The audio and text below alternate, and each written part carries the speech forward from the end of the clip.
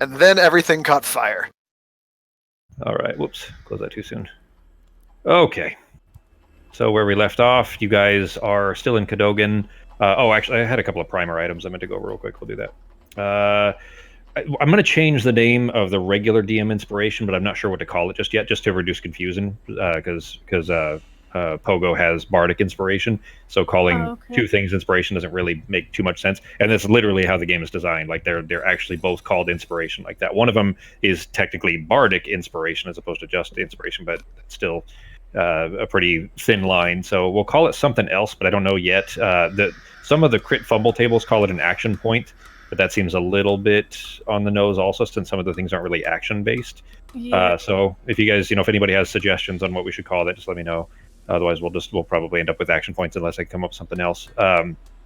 Another thing, I think because some of the crit fumble tables, when you guys roll a natural 20, if the thing doesn't make sense to occur there, like if the thing that rolls couldn't physically happen, then it says that if this can't happen or if this is not feasible or whatever, then provide an action point. That's where that comes from.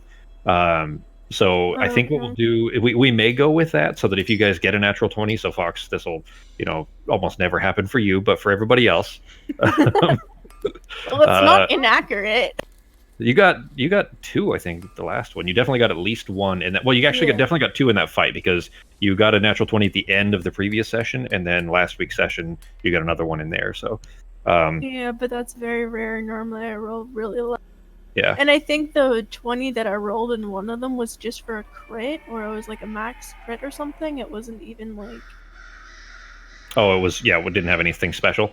Yeah. So for those, though, that's what I'm referring to, basically. If when it rolls on the special table, if that thing is not feasible, or if it's not, if it's unsuccessful, basically, then I might just give action points or give inspiration at that point anyways, just so that you have it a little more often. But you guys, of course, need to remember to use them, because they'll still disappear with long rests. That being said, you could potentially get it pretty often, so we may need to adjust the balance of some of the options a little bit if it becomes too powerful. So we'll cross that bridge when we get there. Well, to be fair, most of us forget we even have it. Yeah, and that's part of the thing, is I want to make sure, one, I want to remind that it's there, because there are some really cool options in there for it that can make for fun, dramatic moments, whether it's combat or not. But yeah, I mean, they're useful tools to have. So I think we're going to go ahead and test locking tokens in combat this session here, and if it doesn't work out, then we'll switch back. Like you saw, we did that pathing thing last time. I like how that works. I played with it a little bit more. I like how it works. The only downside is not being able to rotate your own tokens when the token is locked. So I'll either unlock them, I'll try kind of unlocking between turns, or see if I basically just tell me what direction you're rotating, and I'll switch it for you. Something of that sort. Yeah, I mean, I think most of that too with the rotation, we can probably assume if they're like right next to a bad guy that they're going to be facing that bad guy. Generally, yeah. I mean, so there's a little bit unless we specify. Yeah. We'll probably just do that. I'll just I'll might ask at the end of turns or whatever, if it seems like there might be an option or something, like maybe you'd be choosing something different or whatever. Last thing, the rules, the default rules for getting knocked unconscious are pretty forgiving, and that's fine. There's not necessarily anything wrong with that, but you could be potentially knocked out 5 times in a combat, and it wouldn't matter. There wouldn't be any long-term effects of that. Even unless you're like an NFL player and kill yourself that's it, 20 right? years later. Yeah, well, okay, sure, long-term of that sort, but I mean, even just concussions would have long-term effects, right? So, I mean, whether it's I forgot how to math. I mean, we're probably not going to go that far, but I think there is an option that's an optional rule for what's called lingering injuries, which is basically if you get knocked out, you roll in this table, and then you could potentially have a long-term injury from that lasts until you get it cured, but basically regular healing won't take care of it. I think what we're going to do, at least for now, and again, this might be testing. If this is too much, we'll back it back off a little bit. But for now, getting knocked unconscious will give you +1 to your exhaustion. And exhaustion just recovers at normal rate, so it's 1 level per long rest. You can also restore it via some spells, and then also some of the alchemic items that I'll be giving to Fox. I might be able to finish it tonight. Some teas and things like that. You can kind of temporarily mitigate some of the, like basically a caffeine type of a thing, like a tea with caffeine in it, could temporarily mitigate 1 level of exhaustion. for a matter of a few hours or something. It'll probably have a tolerance built in so that you can't just constantly be drinking tea, to keep those levels of exhaustion at bay. But this way, it's not crippling, but still has a potential negative effect that could be severe over time. But also, so exhaustion plus a potential lingering injury, depending on how severe it is, and that table roll. So, for example, in this particular case where Sarah was knocked out last week, she has a fractured ribs and her right shoulders is busted up. So current penalties are the +1 exhaustion for her, and she's unable to use her right arm for right now. And then, which we already talked about last week, but to fix that, a greater restoration plus a long rest will take care of those things, or lesser restoration each day for 1d3 days. So it could be 1, it could be 2, could be 3, in consecutive order. Just to kind of heal that up over time. You guys I don't think anybody has access to greater restoration yet, but Nope. I think Artemis does have lesser restoration. Level 5 spell for me, baby. Is it level 5? Lesser, maybe. Yeah, I'll get it. I'll get it one of these days. Yeah, I'm pretty sure, Fox, that Artemis has lesser restoration in her list. You don't have it prepared, but it's something that even then would be, you'd have to cast it 3 days in a row, up to 3 days. It could be, depending on the roll, it could just be 1 day to fix those kinds of things. That makes sense. Everybody think that's fair, or is that too tough? You think? No, that's fine. Decide. Yeah, I'm good. Right. I gotta try to Then- get back in my fucking pogo voice tonight. Was that okay? Was that I heard you mumbling, but you were Yeah, like Okay, mumbling. yeah, I do have lesser restoration as a spell. It's a level 2 spell, so it's not too bad. I have enough level 2 slots. It's a disgrace. I hope you understand. Hang on one sec, guys. There's an Amazon delivery on the porch. One sec. All right, guys, this is what we're gonna do. Any of you guys feel like we should take a long rest, or is that just off the table? Because just to let you know, Pogo's a little effed without a long rest. He's not gonna be a shit ton of help. Are we still in that town that we were heading into? Yeah, I'm gonna try to loot some stuff, but We don't actually have time for a long rest if we want to try and get to do the Gothic. all right. Yeah, we've got 2 Good days. luck to us. 2 days travel. So Yeah. All right. Obviously, Pogo doesn't know how far we're trying to go. Are you guys pretty not confident then if we rested that we wouldn't be able to make it? We'd be able to make it. We just wouldn't necessarily be able to make it in time to save. yeah, Fuck people. Eh, I need a nap. just so Okay. everyone knows, Well, Pogo that would might be be complaining then on this walk. He's Well, if you 'Cause he really doesn't need really- a nap that bad, you could always ask Norok to carry you. Piggyback Or like I a little kid. I'm sorry. Suggestion. I'll That's a retract it great if you need to get- suggestion. That's There's also fantastic. Wear a halfling like a boa. Just, like a feather boa. like carry me in his big strong arms, and if I get 8 hours rest, I get 8 hours rest. If not, if we have a battle, then shit. I guess I just fight. But worth a shot. But you fight from his arms, though, right? You don't actually No, get there. he can put me down and wake me up a little bit. we never built that backpack either for Norok. Yeah, Sarah. No, I'll Sarah fucking talked One about build that. a backpack. I'll build a sleeping backpack, a little Norok hammock. Like a God damn it! What is that baby sling called? You know what I'm talking about? It's called a. I actually would have the materials in my bag to make one. Yeah, you used most of them for the tent, but I think you still had some left What's over. it called? Yeah. It's a Bjorn, a baby Yeah, Bjorn. Bjorn. Yeah, baby Bjorn. There you go. They're fantastic. When you carry a baby around on the front, you can do whatever you want, and it's like you're no one cares at all. I walked Yeah, through it was- Target with a baby on my stomach, my chest area, and he was just like knocking shit off the shelves, and there were people jumping around the corners just to pick stuff up for me, letting me go in the front of lines. It was great. Should have robbed the place. Could have gotten away with it. You just stuff in. They don't even actually have a baby in Yeah, there. Just yeah. pretend that it is. No, the Just put baby it wants like a me to ham. steal. That's the problem. The baby, not me. The baby's a klepto. All right. So where we left off, of course, you guys are at the village here. I actually decided to we'll still pick up from being in the village in case there were specific things. If anybody wanted to grab things or do anything else in town. So one thing to note, actually, let me change the lighting here. Pogo, you in the just before when you I guys gotta were grab arriving. I gotta go grab my dagger back. I threw my dagger. Oh, you did, yeah. Thing. Okay. So I gotta go grab Okay. that back first. In your inventory or in your actions tab, scroll up to the top and you'll see where the dagger, it says ammo 1 and then the little circle. There you go. Yep. Now it's now you have it back basically there.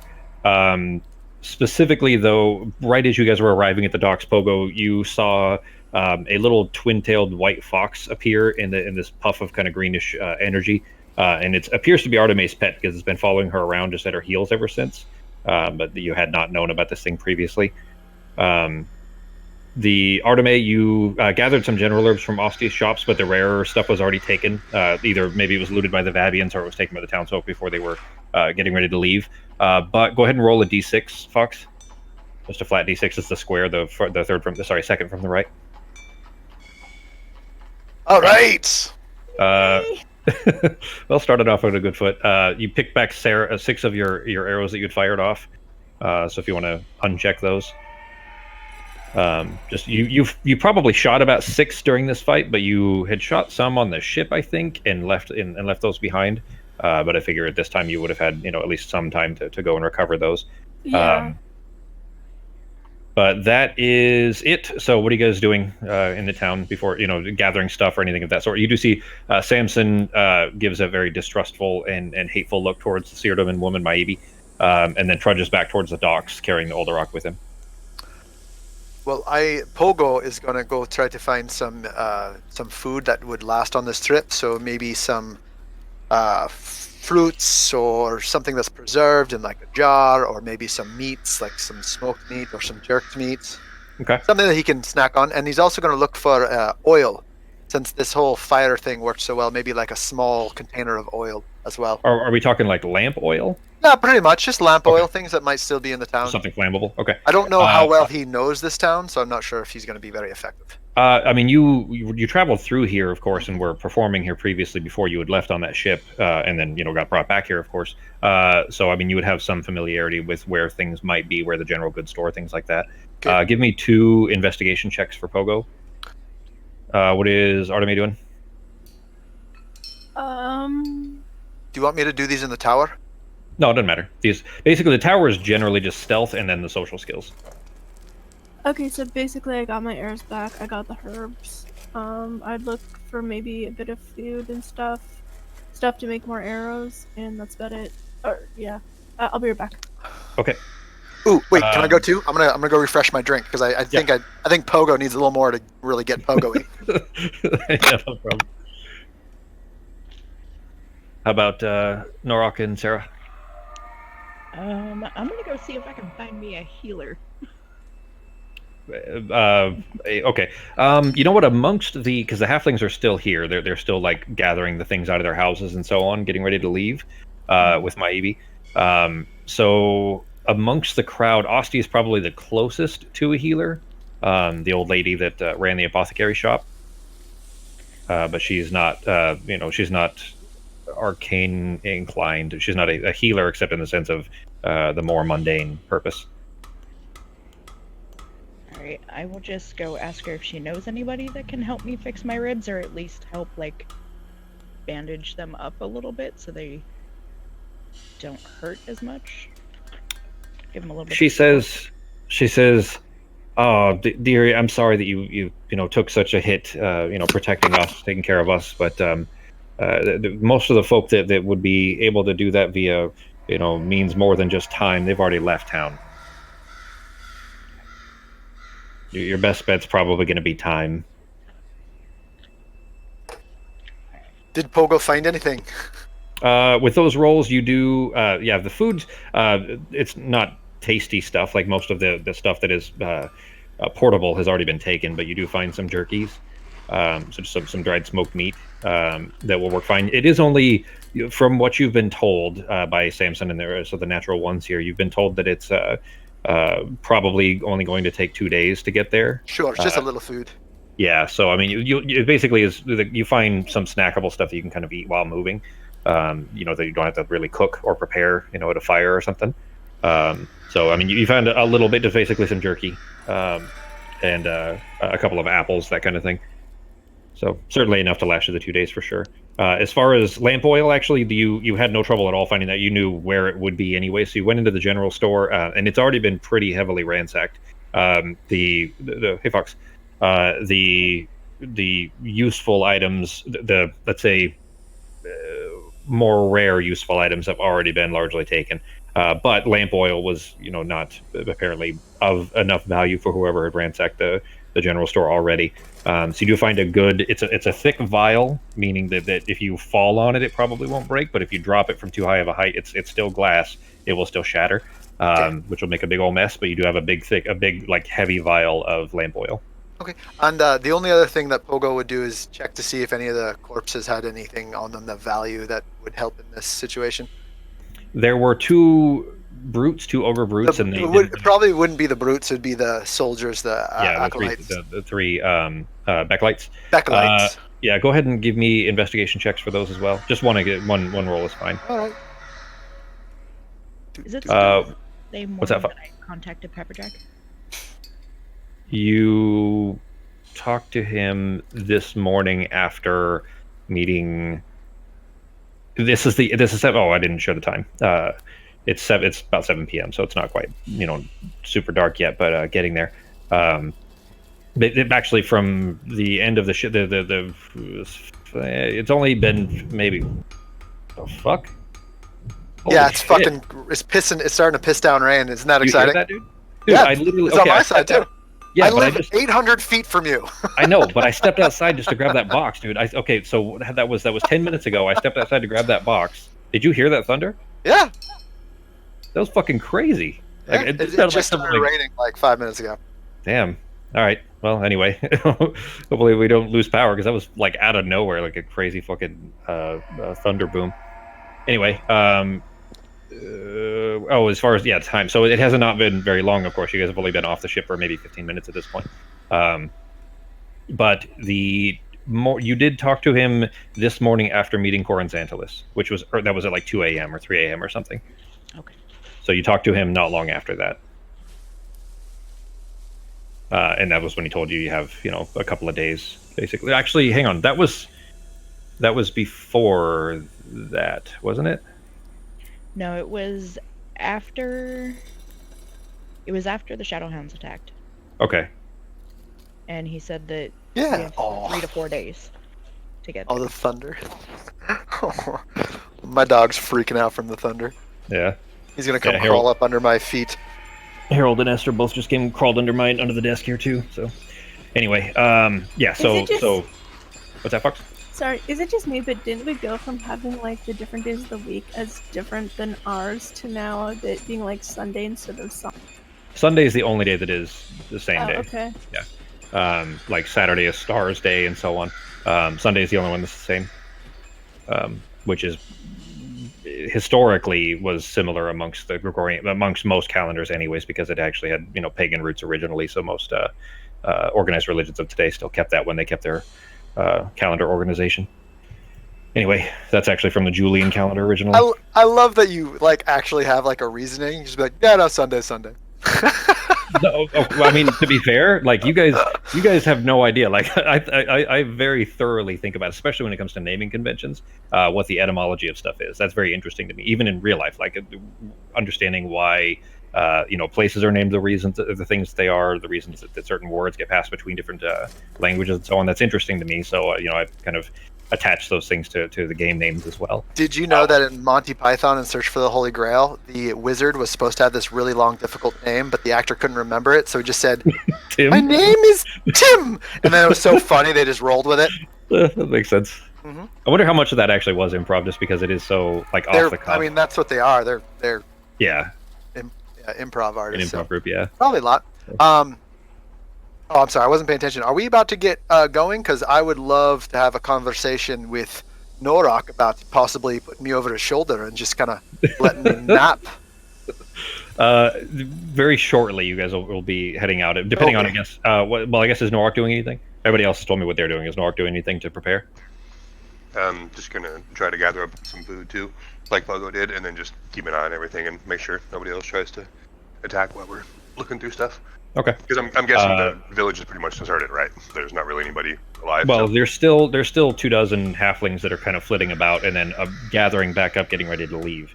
Okay. Kind of gathering back at Maibi. You notice, by the way, that Maibi's Mortrillis, the Cogrit, the big dead ogre, they all keep very, far, like they keep a healthy distance between them and that big dead ogre. But Maibi does try to pull you aside specifically, and she asks, Norak, how your old Yogg friend, how is he faring?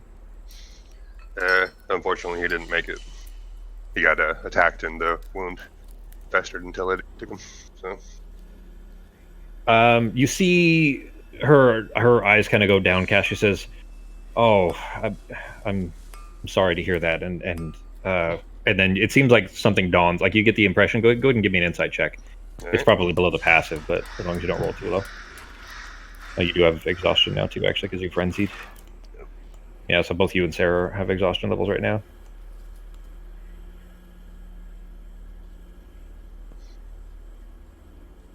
All right. Yeah, it's clear that her initial response is comforting, I suppose, and then it's clear that something kind of dawns on her, and she says, "I'm sorry to have to tell you this. I told you there were risks, and the magics that I put on him in the desert to extend his life, they would not have faded yet.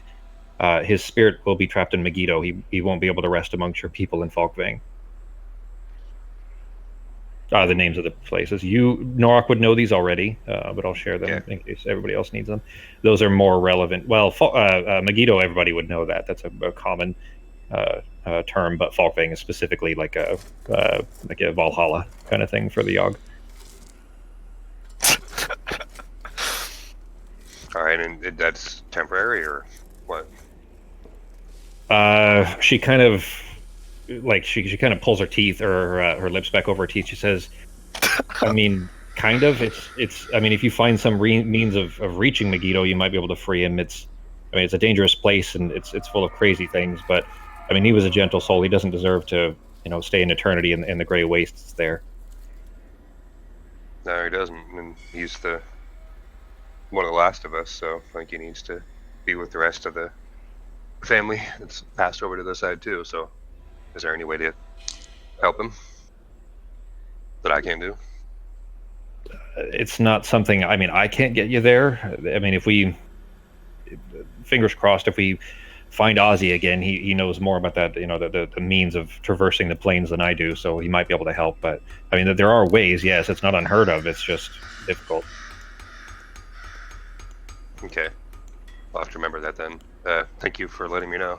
I mean, not the best thing to know, but definitely information I needed. So thank you. She kind of nods. By the way, at this point, actually, you guys have noticed that the crowd of halflings has regathered around her again, some distance from Cogrit, but they're a little fewer in number. It's probably 6 or so of them have left. You notice that Tawny is not with them anymore. The young woman that insisted that they can take care of themselves, that they didn't come back, basically. So it seems like maybe a group of them went off on their own.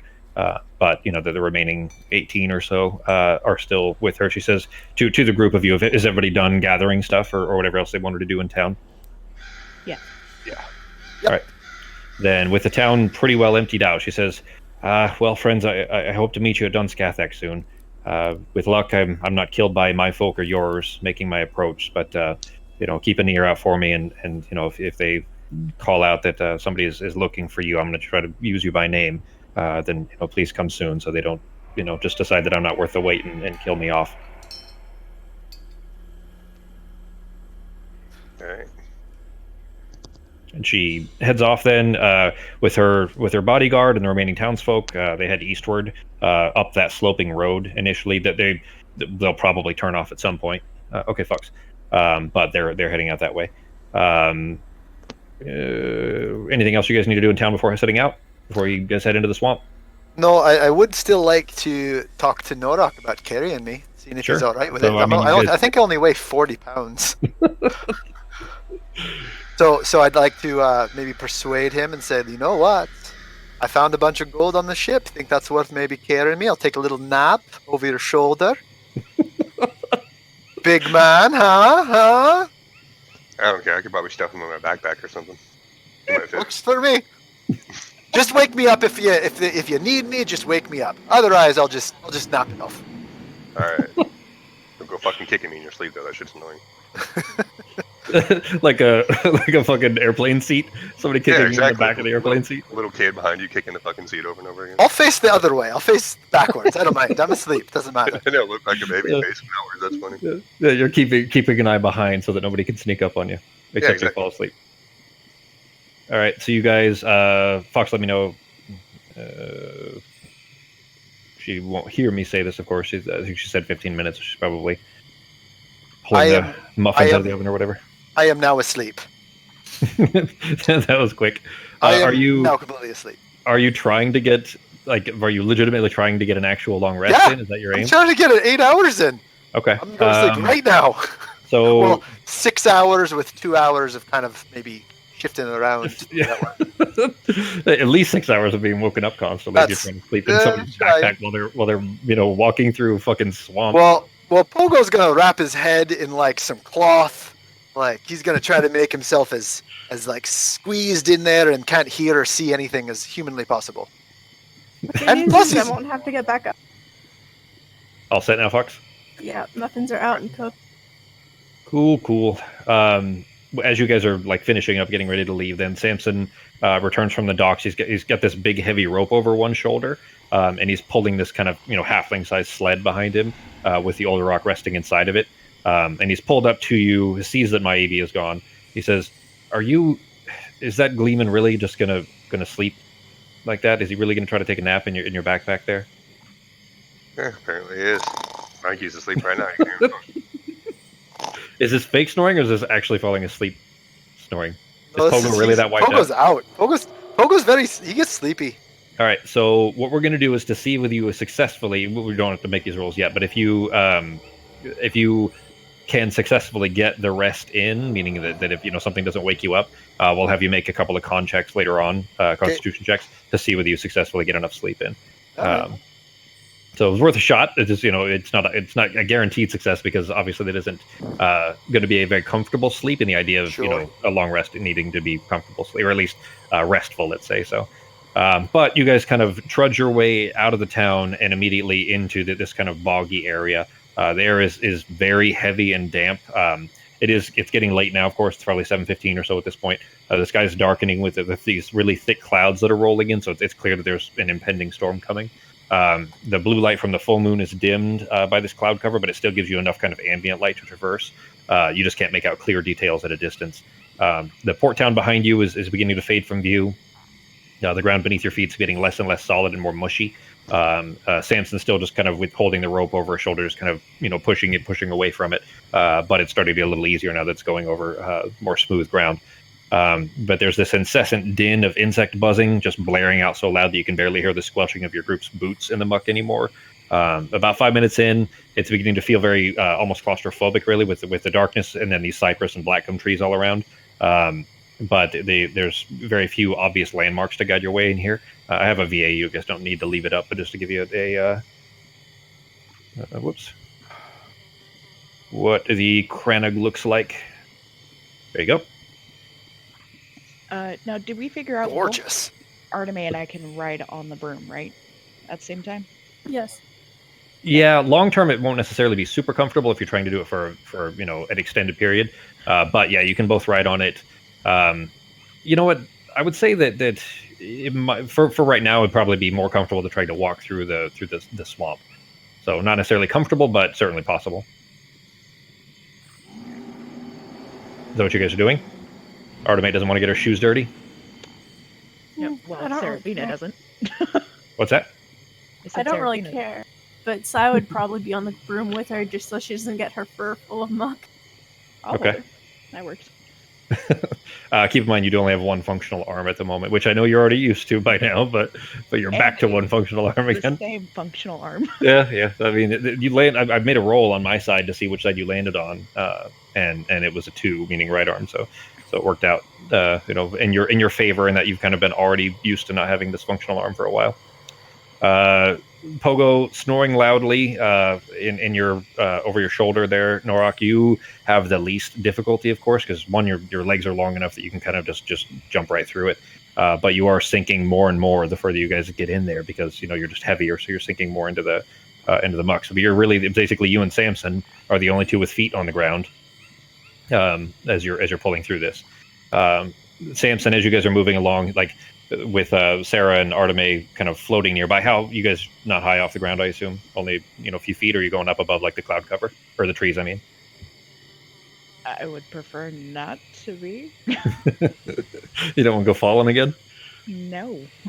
All right, then if you're kind of just sticking close to Samson and Norak and a sleeping Pogo, then you're a few feet off the ground, but obviously not touching the water then, or the watery ground. But Samson does pull his the hood of his cloak up tight around his face, looking at you guys, at the three of you. Pogo obviously there was clear disdain when he saw that Pogo was trying to take a nap during this. But Samson says, I suggest you cover your eyes and your faces as best you can. Or your ears. He says your ears and your faces, rather. The bog miasma is treacherous, and not to mention the insects. Good thing Pogo covered his face with as much stuff as possible. You did say that. Yeah, I actually. Don't I still when you have said my that, elven cloak up? you have it. Yeah, it's just a matter of whether you pull your hood up and kind of Oh, cover I your thought ears. I already had the hood up. But you may have. I didn't ask specifically, so. Oh yeah, when I put it on, I put the cloak up. Okay. Cloak of Billowing has a hood, right? Yeah. I thought Ben was wearing that, or are you wearing that? No, I've got the one that billows. Okay. All right. So then you guys on your broom just have this glorious flowing.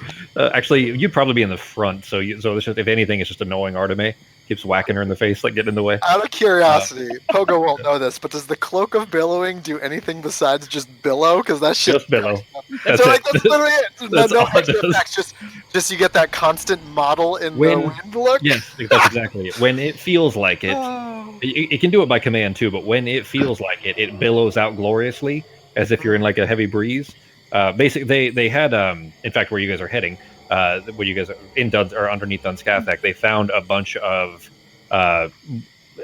what were essentially, they don't all necessarily know this, but they've kind of figured it out a little bit from having those coins. But they found a bunch of mimics that were in the shape of different items, and some of them are more useful than others. But that broom, for example, has a little bit of a personality to it too. In fact, when you slept on the ship near enough that you probably saw at least a couple of times that it tries to cuddle with Sarah a lot. The broom actually just like will move up against and just try to like cuddle. And then that cloak, and there's another thing that you don't know anything about yet, Justin, that may potentially come up will eventually come up story-wise, that was in there. And then Arteme has a whip that is also partially alive. A handful of things they found underneath there that were very low-grade shape-shifting creatures.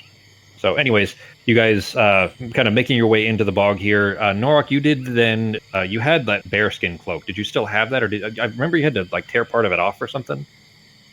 I took it off, and I think let somebody use it for like a tent or something when it was raining one night, and then I got it back, I think is what it was. Okay. When we were I on thought the you ship, did- on the top of the ship. Yeah, that's what it was. Okay. All right. I was thinking you had to tear it or something, but either way, it still would have been, enough. So, but you guys kind of cover up as best you can. Go ahead and who I guess give me a marching order. Who's leading the way? Obviously, Norak or Pogo, kind of out of the order since he's essentially occupying the same space as Norak at the moment. So who's taking the lead? Sarah and Arteme obviously attached, and Pogo and Norak attached. Well, you guys are faster, so do you want to scout ahead and come back, or what kind of thing, periodically? I And say we Samson and can, I walk. we can kind of keep an eye out for anything that's going to be in your guys' path. Okay. Then in that case, since you guys are in the front, I guess both of you.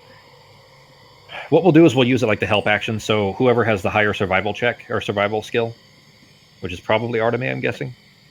Probably. Okay. Then Arteme, you can roll it with advantage. Give me a survival check with advantage with Sarah kind of keeping an eye out for you as well. The two of you kind of working together. Okay. So far you haven't had any trouble kind of keeping on course, but it's you can tell that it's going to be difficult to kind of remember your direction. The moon is behind cloud cover now. The sky is pretty well covered, so you can't really guide by the stars, and there aren't really any landmarks all the way around. You can see the Drain Peaks to the east, but they're pretty high up in it. There's just so many, the clouds are in front of it. So if you got turned around, you might, you might, with this lack of light, confuse some clouds in the distance for also being the Drain Peaks, because that's kind of the way that they would look when it's getting dark like this. But so far, you haven't had any trouble kind of keeping yourself on a kind of a northeasterly route, which will get you out of the swamps and then make your way presumably the rest of the way towards Dunskathak. But for both, well, I guess if you guys are rolling together anyways, you come across before too long, both Sarah and Arteme, you see something. It's already kind of half sunk into the swamp a little bit. You guys are obviously being careful to follow a somewhat solid ground path where it kind of winds back and forth through this place. But there are like bog ponds all over, left and right. Basically, this path is only maybe 10 feet wide, and it's kind of snaking back and forth between what are basically just stagnant water all over the place. And sinking into one of these relatively large ponds is something that is very bright and colorful, and it looks like a big old blanket is sinking into the water nearby. It's up ahead. What are you doing? It's probably 40 feet ahead, behind some trees, in this pond. You want to fly over and see if we can't just pick it up without actually getting in the... It's really big. It's probably 30 feet across. Like a massive blanket sinking into the water. Could we, I don't know, tie it up in a rope and, drag it? Well, you're too far away to really get an idea of even what it is from this distance, but you're close enough that you can, let Norok, Pogo, and Samson know, what it is, that you're heading off to go look for something or whatever else. But otherwise, it's, for you to fly up there, you'd be kind of flying through the trees, and you'd be almost out of earshot, because if I allowed you'd still be able to hear, just words are going to be tough to make out at that distance because of all the bugs. Right, then Okay. I guess... We'll call out and then take off. Yeah. Okay.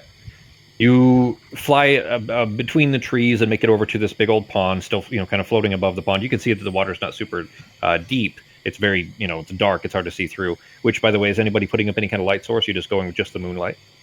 It's pretty dim. Like, it's not full moonlight normally. I'm putting my light spell up, or my light... It's not a spell, it's just... Ooh. I will... Yeah, that was a loud one. Sorry, we've got thunder going up. Okay. Go ahead. Just my light cantrip onto my normal. Okay. And I will have dancing lights around Samson and Norok. Okay. Go ahead and put your concentration effect up, Becky. Just so that in case that comes up. But you make your way over to it then with the light from the dancing lights, and are you putting two over each of them then for Sarah, or are you like one over you guys and then three over them or something? What are you doing? Well, if Artemis going to have light for us, then I'll leave all four of them back Okay. with them. Okay. Because it's 120, I think. It's a pretty good radius, yeah, and I think it's bright light for the first 30 feet or something, so it's plenty of coverage. But when you fly over towards this, though, over this little kind of still pond, you see that there's bright stripes of color in a repeating pattern. So it's a stripe of white and then a stripe of red, stripe of white, stripe of red, and it's all kind of folded in, and it's kind of slowly sinking into the water there. And then off to the far side, you couldn't see this until you got closer. The far side of the pond is a big, like a giant wicker basket that's on the far side, and it's tipped over. It's on its side, but it's just outside of this kind of lake area and on more dry land. So it's not. It probably will eventually sink into the muck, because just the muck kind of slowly absorbs all this shit. But it's not. It's not in the water part. So it's like a blanket or a rug? Or trap. Give me. Pogo's asleep. I know. Give me a probably investigation, I think, because if you're trying to deduce its purpose.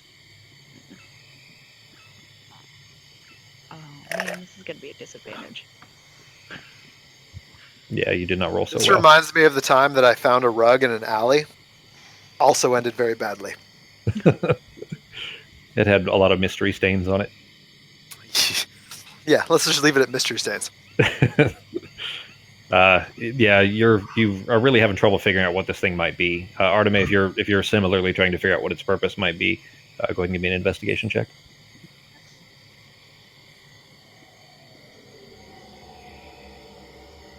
By now, Samson and Norak have arrived at the edge of the lake there, and Samson is shouting at you. Samson is shouting to turn the lights out. Okay, I'll drop dancing lights. Okay. How fast is it sinking? Not fast. Like the water is pretty thick. There's a lot of muck and stuff in the water already, and it's not very deep. So it's probably only a few feet deep. And this balloon as big as this blanket as big as it is probably even if it sinks all the way, will probably still be visible through the water. Arteme, both of you rolled really awful. Sarah, you got a 4. Sarah got a. I love how matter of fact it gets sometimes. Yeah, you guys are terrible. It's just awful. Well, I mean, a lot of it is just luck. But Arteme, by usually, I don't know. It's just comedic to me that how Fox can somehow take what should be a 100% random thing and just vast majority of the times, we're talking like 80-90% of the time, roll like sub 50%, which shouldn't even be possible. Like you flip a coin, you should have a 50% odds of getting either heads or tails, right? She somehow gets tails like 90% of the time, and she got a 2. It wasn't a natural 1; it was a 2. World's worst superpower. I have the worst luck ever, like on anything, like games. This is why I don't play like RNG games, because somebody's like, "Oh, come play. You should play. What was it? RuneScape," and I'm like, "No, thank you. That's full RNG. My RNG is horrible." I was gonna say too, my bountiful luck only works if I kind of like see it happen. So if I'm asleep, none of that has anything to do with it. Yeah. Yep. And she got a natural 2, not a natural 1. Anyway, so it would be protected, but still as minimal as possible. Yeah. You guys are having trouble deducing what it is, but Samson shouts at Arteme, "You turn yours out too. We've got to make this quick, and if something sees us, we're really going to be dead in the water. Pardon the pun." Right, before she drops that, yeah. I'm going up 30 feet, and I'm using Mage Hand to poke at the blanket, see if it does anything. Okay. You get up, which actually puts you well above the trees, so I mean you can see pretty decently. In fact, actually, in the distance, and it's somewhat in your path. Like you can tell the kind of winding path you're going to have to follow. There is a column of smoke up. It's probably a few hundred yards away, maybe a quarter mile away. That you can see that your path is going to go near that. That there's a fire, like a good sized fire, and smoke coming up from it, still in the swamp.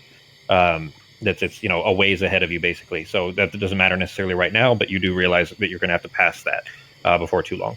But up above the tree canopy, you send your Mage Hand down. It floats down and it pokes at it, and it just starts to sink in the spot that you poked it. Nothing moved.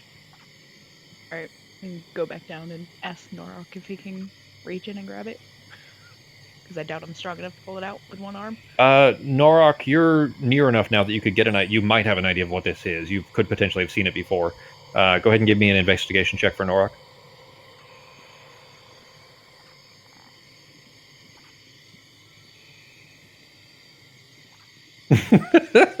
I'm gonna say that was bad. I'm gonna go with bad on that one. It's just extra funny because he has a disadvantage, dropped a natural 20, and got a 5. So, you guys are just at a total loss for what this might be. Samson similarly didn't roll well enough. I mean, you guys might know what it is. Your characters have not figured it out. You basically see this giant blanket sinking into the swamp, and there's a basket, like a big wicker basket that people could sit in on the far side of the lake. Yeah, we all know it's a hot air balloon, but our characters are in like the fucking 12th century or whatever, so they have no clue. Yeah. Wait, actually? Yeah, it's a hot air balloon. Wicker basket. But no one, I imagine in the fucking times of arrows and shit, no one's gonna know what a hot air balloon. It's a dirigible! It is a dirigible! Hot air balloons, I don't know when they were created, actually. I probably should have an idea of that, but history of the hot air balloon. I'll save that for later. For my exciting eballoon.org. 1783. 1783. That Yep. seems later than what our characters would probably. This is like the only one, and it clearly didn't work very well. Well, no, even that doesn't even matter. Like, I mean, this isn't this could have a ton of historical anachronisms, and it wouldn't matter because True. it's not real, you know. But yeah, that's essentially what you guys are seeing is a balloon with a big wicker basket that probably two people could be in if it were not in the swamp and sinking. Well, you guys want to waste the time to try to get it out, or just keep going? Samson's already like trying to get you to just leave it. We need to go. He seems more and more cantankerous, by the way. Like he's getting more and more like aggravated since you guys had to deal with all that. You guys chose to kind of try to help the people in town, and that bothered him. That you're friends with a Seardoman woman, that bothered him. That Sarah kind of made friends with what he considers to be an evil representing mage, that bothered him. He's getting less and less satisfied with you guys as people. At least Pogo was on board with the whole "let these people deal with their own lives" stuff. Like, let's just fucking. They're Yeah. adults. Yeah, you may have earned. They're not may have- infants. You may have earned some goodwill there, and then you hopped in a backpack and took a nap. He's just jealous. He's lugging around a fucking thing like, man, I wish I could take a nap. I think he's not happy with anybody that's against his religion, so he's not happy with anybody that's not human. So I'm just gonna leave it. That would generally be true. He's not. You haven't found him to be in the 2 weeks or so that you've been traveling with him now. You haven't found him to be a zealot in that sense, and that he's basically he might have a regular prejudice against anybody that is not of some devout faith, preferably his own. But he is still perfectly happy to work beside folk that aren't. Obviously, he's in the military with plenty of people that are not of his church. So, but he's definitely his troubles No, but with even everybody are. with the people he travels with from like the military, he seems like annoyed at the elves and anybody who's not. So it's not. Well, that's just, because he's a racist. That's not because of his faith. That's just because he's a bad person. Potato, well, potato. But both blend in together. Like, Yeah, that's fair. That's fair, Fox. Yeah. So what are you guys doing? Napping, snoring. I'm actually really curious to see what that is. So am I, but how the hell are we going to carry it out of the swamp? Samson is just grumbling, angry. He says, "We're not going to carry that thing out of the swamp. Look at, even if you could, it's going to be wet and damp and weigh thousands of pounds. How are you intending to? Why are you even talking about this? Let's go." Right. Oh, by the way, there's a fire up ahead, so we might want to be quiet. He says, actually, he kind of sighs first. He says, "That's exactly why I didn't want those lights up. So, I'm glad we got it caught in time. So thanks for doing that, and good scouting out there too." I'm gonna go look in the basket. Is there anything in there? Is it right side up? You got to go, especially for you. You can't get to it easily. You'd pretty much have to go, either backtrack a ways or go forward a ways until you find a path that gets over to that side. They're basically the lake it's like this kind of, think of it like having a long river that then goes into this big open stagnant pond and then goes into another river. You'll eventually find ways to get around it, sure, but it's not as simple as just walking around the outside of this Okay, little then lake. why don't we just fly to see if there's anything in the basket? If there's nothing Yeah. in the basket, or if there's anything in the basket, we'll fish that out, and that's it. Just leave. Sounds good. I'll If just try and draw. it's a sketch of lady it. wearing ruby slippers, ignore that shit. Oh my gosh! I'll just try and sketch it to see if we can figure out what the hell it was later. Okay. All right, you guys. There's no difficulty, of course, to fly over towards it. In this dim light, it's going to be pretty difficult to see much. But go ahead and give me investigation checks for the two of you. Obviously, Norok, Samson, and Pogo are still on the far side. Can I just use the help action and give her advantage? Sure. Yeah. Okay. And do I have like a cloth or something that I can just put one of the dancing lights under so it's dim? So she Yeah, can have I mean, a you- little bit of light. Yeah, you can. You could. I don't know if the orb has. I don't think the light has a physical body to it, does it? I think it's Why don't I balls just of use light. dark vision? Like I changed up some of my spells because I realized I had forgotten Oh. on a long rest, so I changed a few up when we. Okay. I'll just Sarah can use actually dark see in the vision. dark too, so that means both of you will be able to see in the dark, which will be great. Yeah. Okay, Okay. so I'll just use dark. Okay. Go ahead and mark up your spell slot. and put the effect on so we have it on there too. I don't think that's concentration for you, is it? It is thankfully not. I was looking for non-concentration spells. That's handy. Yes. Yes, it is. And you brought lesser restoration. Okay. Yes. Did you? You'll need to do that 3 consecutive days. You know what? Actually, Becky, right-click on the D6, and then hit roll 3 in the top right. And this is how many days it's going to take of just consecutive lesser restorations until your shoulder feels better. You'll still have to sleep to get the exhaustion back. Dang it, come on. Sorry, it did too many. Hang on. If you just right-click on it, and then you don't need to pick it up. No. Not 3d6, but a d3. So don't pick it up. Just right-click on it, and then hit 3 in the top right. Basically, it's going to give you a random number between 1, 2, and 3.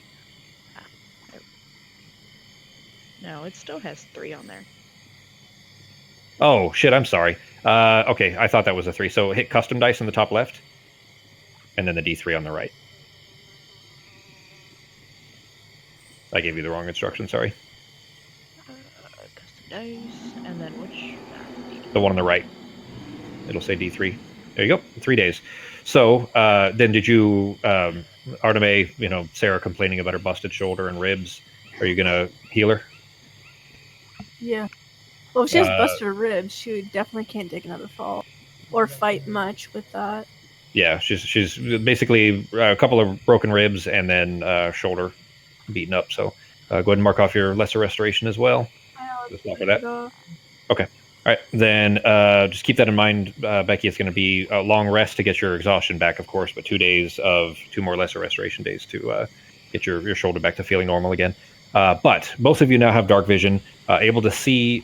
You can't see colors, but you can see black and white or grayscale basically into the basket. The basket is basically empty, but there is a like a small box inside there, like a an old school toolbox that are made of like the sheet metal, like the really kind of thin ones. You know what I'm talking about? Yeah. Not a lockbox. I mean, it does have a latch on it, but it's not it's not really secured or anything. But there's that inside beyond it. Okay. You pull the box out. It is it's already started to kind of get a little bit wet, but it's not rusted or anything. It seems to be in decent shape. Lift it open. There are 2 keys inside. They don't look special. They just look like they could be somebody's house keys or something. A roll of thin parchment, and then a small bag that has coins in it. You can feel it. Okay, I'll just leave it in there and then put it in the bag holding. Okay. But that's it. Otherwise, the bag seems to be empty. Or the, what's the word? The basket. Open link.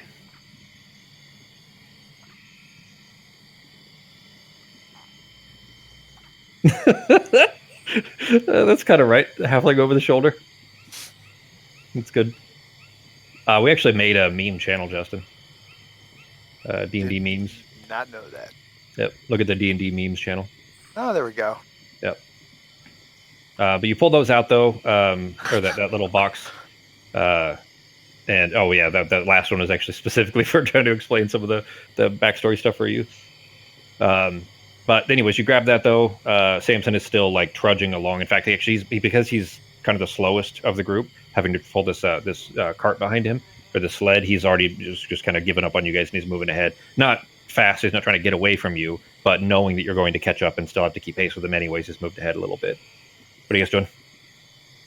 Sleeping. Go ahead and give me your first cons check. So Constitution check. Do you want it in the tower or just normal? Just normal's fine.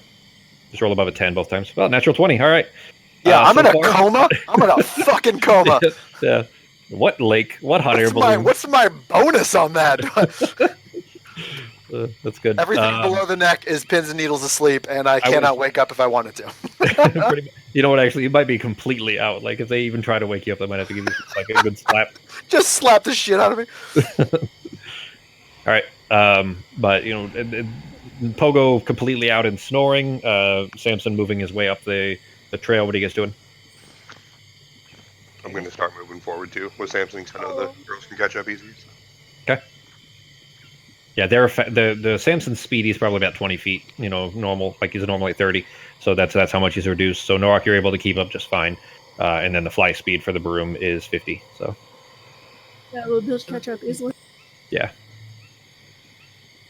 So up in the distance, then now that you guys are kind of trudging along for a while, where this was, and Sarah kind of keeping an eye out to presume this is the right direction where you saw that smoke. You can always kind of go above the trees a little bit to be able to see it, to kind of realign yourself using that as somewhat of a landmark.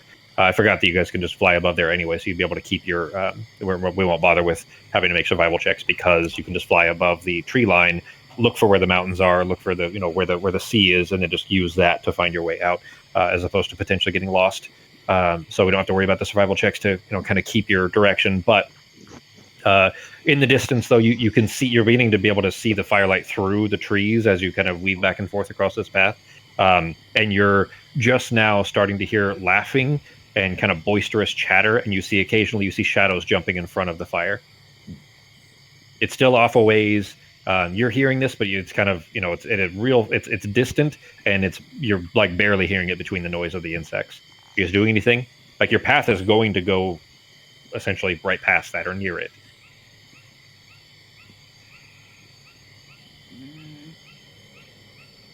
Should we just keep going and just try to work around it?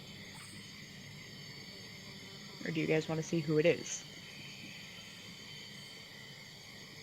Just keep going. Yeah. Samson just kind of nods. He's getting tired from pulling the thing, and is it's clear that it's winding him eventually. Now that you guys have been in here for an hour and a half or so through the swamp, you then, as you get closer and closer, you see it's clear that it's a lot of probably humans, but humanoids at least that are kind of dancing around this fire and cheering and laughing, and you hear occasionally tinking sounds of metal against metal. And they might be drinking. It could be tankards banging against each other or something. But as you're getting close, you start to make out some details of it. There are 3 very large wagons. In fact, actually, Arteme, give me a perception check on Arteme. There are 3 very large wagons, one of which is actually turned over on its side, and all 3 of them are on fire. With this group of humans that are dancing around it. Because they're backlit, it's hard to see details of their, what colors they're wearing, as far as if they're representing one particular group. Until you get a little bit closer, you do hear that they're chattering, but it's in Vabic. So it's clear that these must be Vabians. For Justin, that's the bad guys. Pogo would assume that they're the bad guys. They don't whether they actually believe them or not. The rest of the group actually have some details that they may not necessarily think the Vabians are the bad guys, although they were almost killed by them. With that check, Arteme, you recognize that style of wagon. They're called aerolith, but they're very distinct Elvish style wagons that are made specifically for gliding over land. But there were 3 of them. It's clear that they were pushed off of this path, because as you guys are getting closer, you can see where they were, kind of pushed off of the path and then into the water, and now they're on fire, or into the kind of boggy area. And then these soldiers, there's about 12 of them or so, you'd guess, from what you can see, that are dancing around, but they do have their backs towards you. Your path is going to go near them, but you'll probably be about 40 to 50 feet away with some tree cover between. But I mean, it is relatively close, and if anybody turns, you could potentially be seen. So what are you guys doing? Samson has stopped, to let you guys figure out what the plan is. I have a suggestion, but the rest of you aren't going to like it. Samson just kind of growls. What is it? So if we tie you guys together so that way you can't get lost, I can cast darkness in the center of us so no one can see us, but I can still see through it. I have 1 second level spell slot left. Samson looks, begrudgingly, like he might accept this. He says, "How big is the bubble, though? I mean, is it really going to make a difference?" It's a 15-foot radius. So 30 feet on the path. I mean, he kind of looks back at the tree line. You looking at where the basically the path kind of goes in this U shape almost, in this bend, and the aerolith are off of the path at the bottom of the U. So it's probably not that far. You probably get most of it covered with that. He's kind of just jaw set to the side. I meant it cast it on Norok, have Norok be in the center. and then have me and Arteme in front of him and Samson behind him, so that way the darkness moves with us. You want us to just walk in the dark? Well, if I'm leading you guys, I can see. And if And they're if you all guys are tied tied together. yeah. It's clear he doesn't like this idea. As a DM, that's an awesome idea. But Samson does not like this. But he's leaving it up to you guys to figure out. Well, I told you guys you weren't gonna like it. Was an orc thing. Pogo's obviously still snoring. I'd say we're probably nearing. We'll just call it 2 hours so far. So you're a third of your way through your whether you get your rest or not for Pogo. Yeah, I don't care. That's fine. We'll just tie a rope to us, and then to the whoever's in the back of the broom. I guess we'll be the front of the rope, and then me, and then Samson. And Pogo's with me, obviously. So Samson says, "What are we gonna do? If we stumble over something and make noise because we can't see where we're going, we're gonna give ourselves away."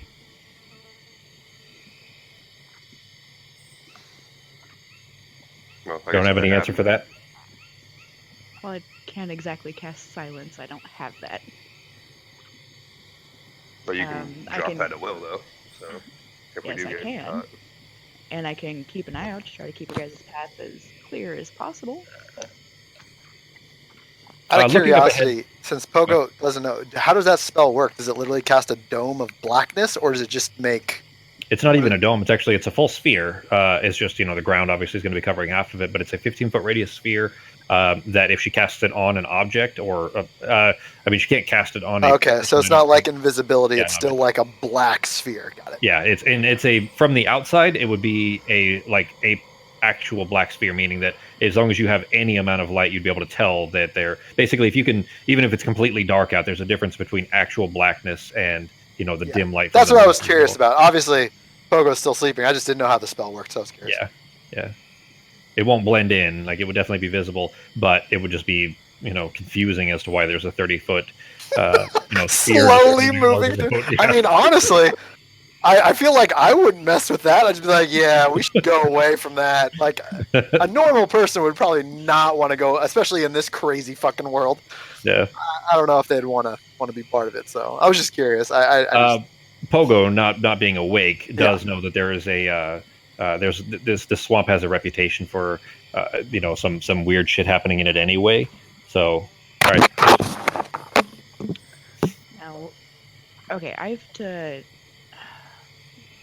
I can't find it on here. If I use one sorcery point, I can see through it.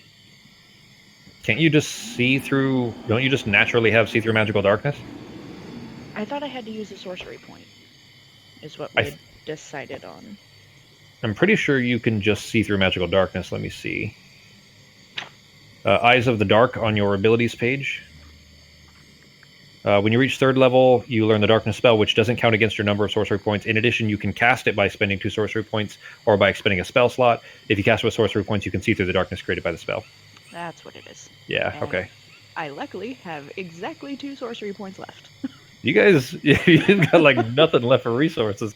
You guys are burning every last resource. I theoretically have invisibility and Pass Without Trace, but they're both level 2 spells, and they're both concentrations, so I can't use both at the same time. Yeah. Oh, but Pass Without a Trace would help with sneaking, though. You're definitely going to be making stealth rolls, so. But the other thing is, I unfortunately don't have any level 2 spell slots, that's because I use Dark Vision and Lesser. Yep. You can always. Oh shit! I could probably get one higher back. level. Your natural recovery requires a short rest. Fox. Right. So no, can't get that either. Hold on. Unless I use it in a level 3 slot spell. Can I do that? Yeah, you can upcast it. Okay. So I'd be able to Even if do it doesn't that. have special effect, any additional effects, you could. And we should all be within range to get the effects of it. It's a 30-foot, diameter, so there's way more than enough for all of you to be inside of it. So Okay, Samson I could sa- do Samson Pass says- Without Trace then. okay. Samson says, like, if this is the plan, I mean, I'm not happy if it gets us there safely. So let's get this done. Okay. So I guess we're casting darkness and Pass Without a Trace? Okay. You know what? I think I'm still. How would we handle Pogo snoring? Is what I'm wondering, because Pogo can't. He It's can't. not that loud. Calm Yeah, down. but, well, you I'm know a what? It halfling. wouldn't How could it be. be that Hang loud? on, hang on. It's because Pass Without Trace, it's a veil of shadows and silence radiates from you, masking you and your companions from detection. So it Ooh. would silence his snoring for other people. We'd still hear it, but people is the way I'm reading this. I could be wrong. Well, I mean, mechanically, what it does is it. Aren't we still gonna be like 50 feet away from these fucking guys in Yeah. a swamp filled with loud ass bugs? Yeah, that's what I was saying. Like the bugs would be loud enough to mask that, anyways. If anything, from that seeing a distance. dark orb that has weird like sounds coming from it sounds terrifying. That might be worse. Yeah. All right, go ahead and put your darkness effect up, and then Fox, if you want to put the effect for Pass Without Trace. I And everybody already in did. stuff. Okay. Or I think I did. It's not on everybody. Oh shit. Okay. I forgot to. I didn't adjust the sound stuff, so the automated the auto triggered sounds effects are just playing through speakers, not through the headset. So Well, nothing you guys hear. I clicked and dragged the effect onto everybody's icons. I don't know why. Oh, it's there now. Oh, there we go. Yep, it was just taking a second to show up, I guess. Cool. And Pogo, don't worry about him since he's yeah, that's fine. All right, and everybody minus Pogo, go ahead and give me stealth checks.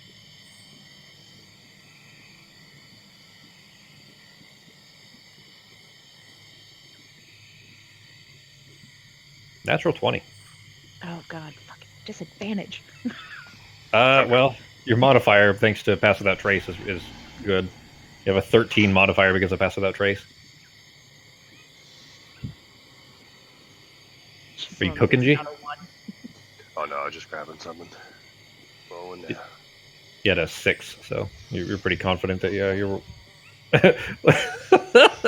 All right, well. Oh no. You guys are the sphere goes up. Pogo, you're still, if anything, you wake up. It might be a little confusing if you did wake up in the midst of this.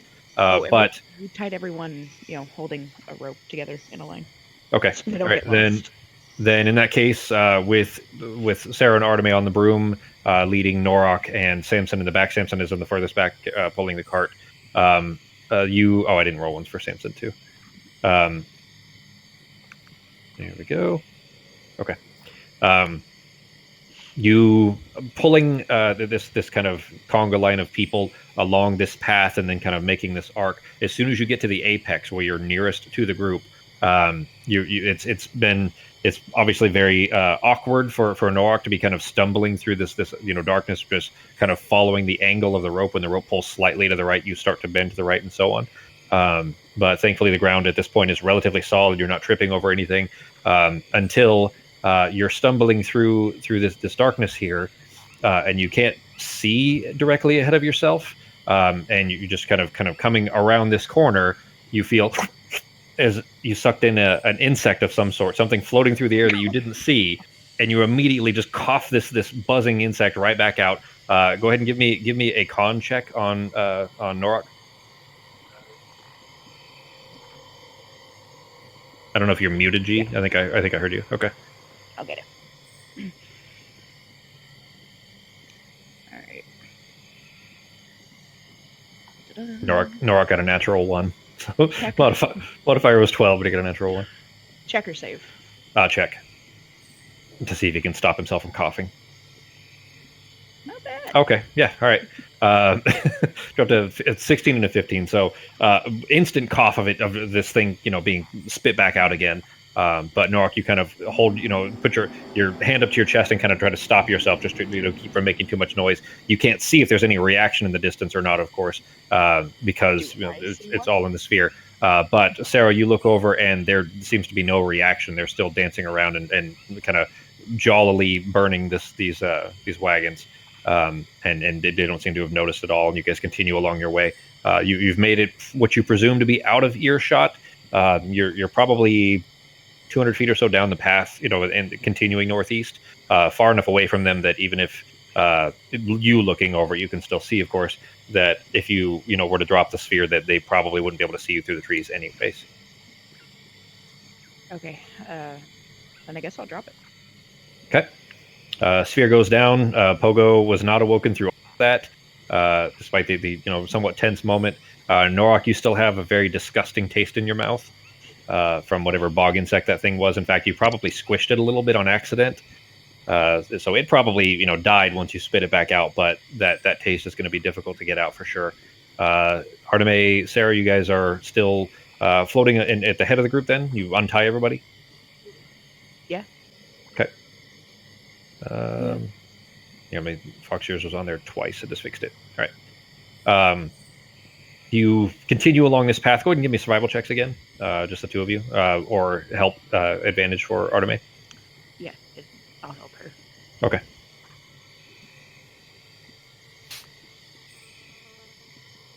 All right. You pop up above the tree line just enough to be able to kind of keep the direction that you're facing, and you see that ahead of you, the path kind of comes out to this somewhat open area, like a big wide area that's probably a couple hundred feet across, where there aren't so many trees. There's still some in the middle, but it's not. Basically, the ground's a little bit more solid when you get out to it, but it looks like it'll be anyways. And there aren't these kind of lazy rivers of this kind of stagnant water anymore, for at least this area. There's some basically what you're seeing is you do see some broken and like old ruined stone. These were obviously buildings, many, probably a few hundred years back. In fact, the style of them looks Mephuan, so you probably have an idea of how long ago that is. The same as the architectural style that Dunskathek is built in. But up ahead, you hear arguing. It's two very, very large, very gruff voices that are arguing, and it sounds like it's coming from that clearing that you're kind of headed towards. It sounds like they were already arguing, approaching. It didn't sound like it was anything in response to you guys, but it's two voices that seem like angry with each other, barking back and forth. Nora, give me a perception check. What are Sarah and Arteme doing?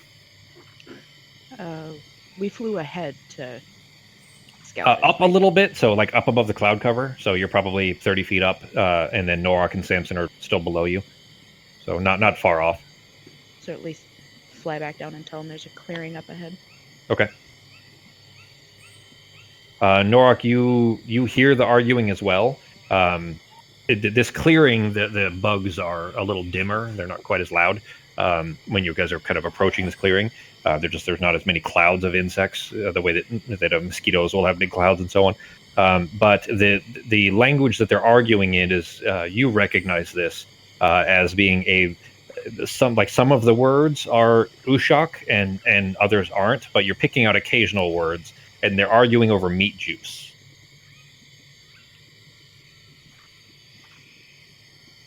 That's gross. And one of them is insisting that he gets the meat juice this time. The other one always makes him eat the head pudding, and this time he wants the meat juice. And they're arguing back and forth, and it's coming from this clearing you guys are heading towards, but specifically because of. Now that you guys are close enough, go ahead and give me maybe a memory check on Arteme and Sarah. Norok, you probably would have begun to piece together what the kinds of the way the voice sounds and the dialect they're using. Right. Arteme and Norok, you guys have figured these are probably trolls. Arteme specifically having dealt with trolls a time or two, and then you guys did find one on the road once before, a month previous. So.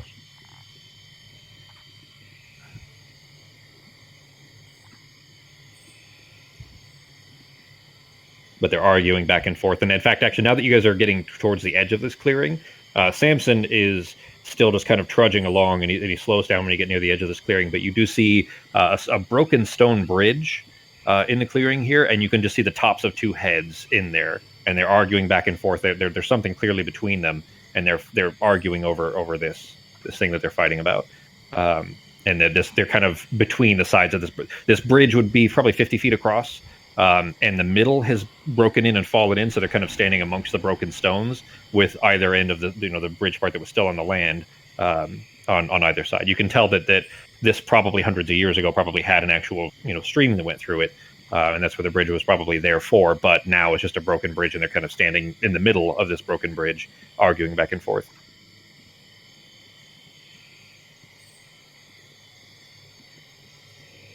What are you guys doing? Guess try to go around him? Maybe we don't really have time to try to fight our way through them. Samson just looks at you. He kind of nods. He doesn't nod subtly. He says, "But if going around is going to take longer, I don't know. I'm tired. I'm going to leave it up to you." How long does Pass Without Trace last, Fox? An hour with concentration. It has not been an hour yet, so you're probably halfway through that. Which, by the way, Pogo, you're almost halfway through your nap time. Actually, no, Only sorry. halfway? No. So I was thinking for 8 hours, but just 6 hours. You're about 4 hours in, so you're 2/3 of the way through your nap time. Little baby needed a nap. Mm-hmm. Sleep. What do you guys want to do? Do we More really thunder. have time to fight the trolls? Keep in mind, a fight. I mean, basically, unless you guys like got captured or something, a fight. They're 6-second rounds, so it may take a lot, time in as far as the session is concerned. But the actual fight itself is probably only 30 seconds, 45 seconds. The entire fight at the docks was, I think, 45 seconds, and that was like 3 hours of playtime. So, All right, so it would probably be faster to take them out than to go around. if you can, it would definitely be faster. It's just a lot more risky. Samson, paraphrased, says that I mean, it's definitely more risky. But if we go around and get stuck in the bog, or anything of that sort, that's going to be bad too. We should definitely try to sneak past, but I would say be ready. Trolls aren't the smartest things, but they're definitely dangerous. When we were fighting that troll before, we did notice that fire affected it, right? Because Sarah burned it, right? And he stopped Yeah. regenerating when he burned it. Sarah definitely noticed. Sarah and Artemis noticed. I don't remember if Norok actually did. But I mean, that I would say that you guys know that amongst the group for sure. Okay. Then I would just remind the group of that quietly, that if we do have to fight them, burn the motherfuckers. So, because we saw that work last time on that one that we fought, like, a week, well, I guess it would have been a few weeks ago now, but in Yeah. game. But Now, question: are we What's that? waking up Pogo for this, or are we just yeah. gonna let him sleep and try to, sneak, and then just wake him up if we have to fight them? Oh yeah. I mean, yeah. Norok does have him like on his back. Like Norok presumably is going to drop his backpack. He's not going to try to carry an extra 40 pounds for no reason, into a fight, especially a potentially dangerous one. So I guess it depends on if the 6-foot drop from Norok's shoulders to the ground is enough to wake Pogo up or not. Dick move, by the way, for Norok if he just drops me. Like, how much extra time could it take to just put me on the ground? Yeah, but then he'd have to take extra time to wake you up as well. So we see. Oh, I was Yeah. talking about just letting me sleep. You just put me down on the dirt. What are you guys doing? I guess try to make it through without fighting. But if we fight, we fight. Are these like intelligent creatures, or are these just They're bloodthirsty a pieces of low intelligence. No, they're not just beasts. Yeah. I mean, they do have some they're talking. So I mean, that gives you some idea that they're if they're able to talk amongst with actual language. Intelligence, you would know. Yeah, they're dumb, but they're still within the realm of intelligent creatures. Yes.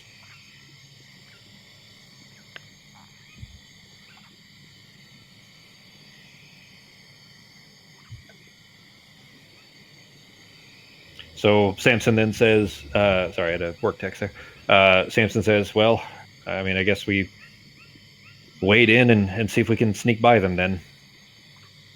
Any better ideas? Any other plans? Nope. I could always cast darkness again, but I can't see through it this time, so probably not the best idea. He just nods. Let me throw them here. I'll give you guys a map, and we will do a couple of rolls here to see. So loud. This is weird. This came out of nowhere. Yeah, it was like literally. I went outside to go grab that box, and it was still bright. It was still sunny. I mean, it was the evening sun, sure, but still sunny. And then apparently, like I just sit back down, and like 5 minutes later, I just hear like booming thunder. It was on the weather thing said it was a chance of sprinkling today, but it was like bright and sunny out all day, so I didn't really think much of it. All right, everybody has the map, right? Mm-hmm. Yes, sir. All right. What's the pogo sitch? I guess let him sleep and then drop him if we have to. Wake him up. I don't know. And that's up to Norok. So what is Norok going to do? It's going to really hamper you if you have to fight with an extra 40 pounds on your back. I'm just gonna, keep him with me and not say anything until it looks like we're noticed, and then I will not actually just drop it, but I'll set him down and slap him a couple times, gently. Be like, let's fucking go, dude. Action time. You're about to get eaten by some trolls. Yeah. So I'm gonna throw you into the trolls first. This little, offering. Maybe they'll let us go.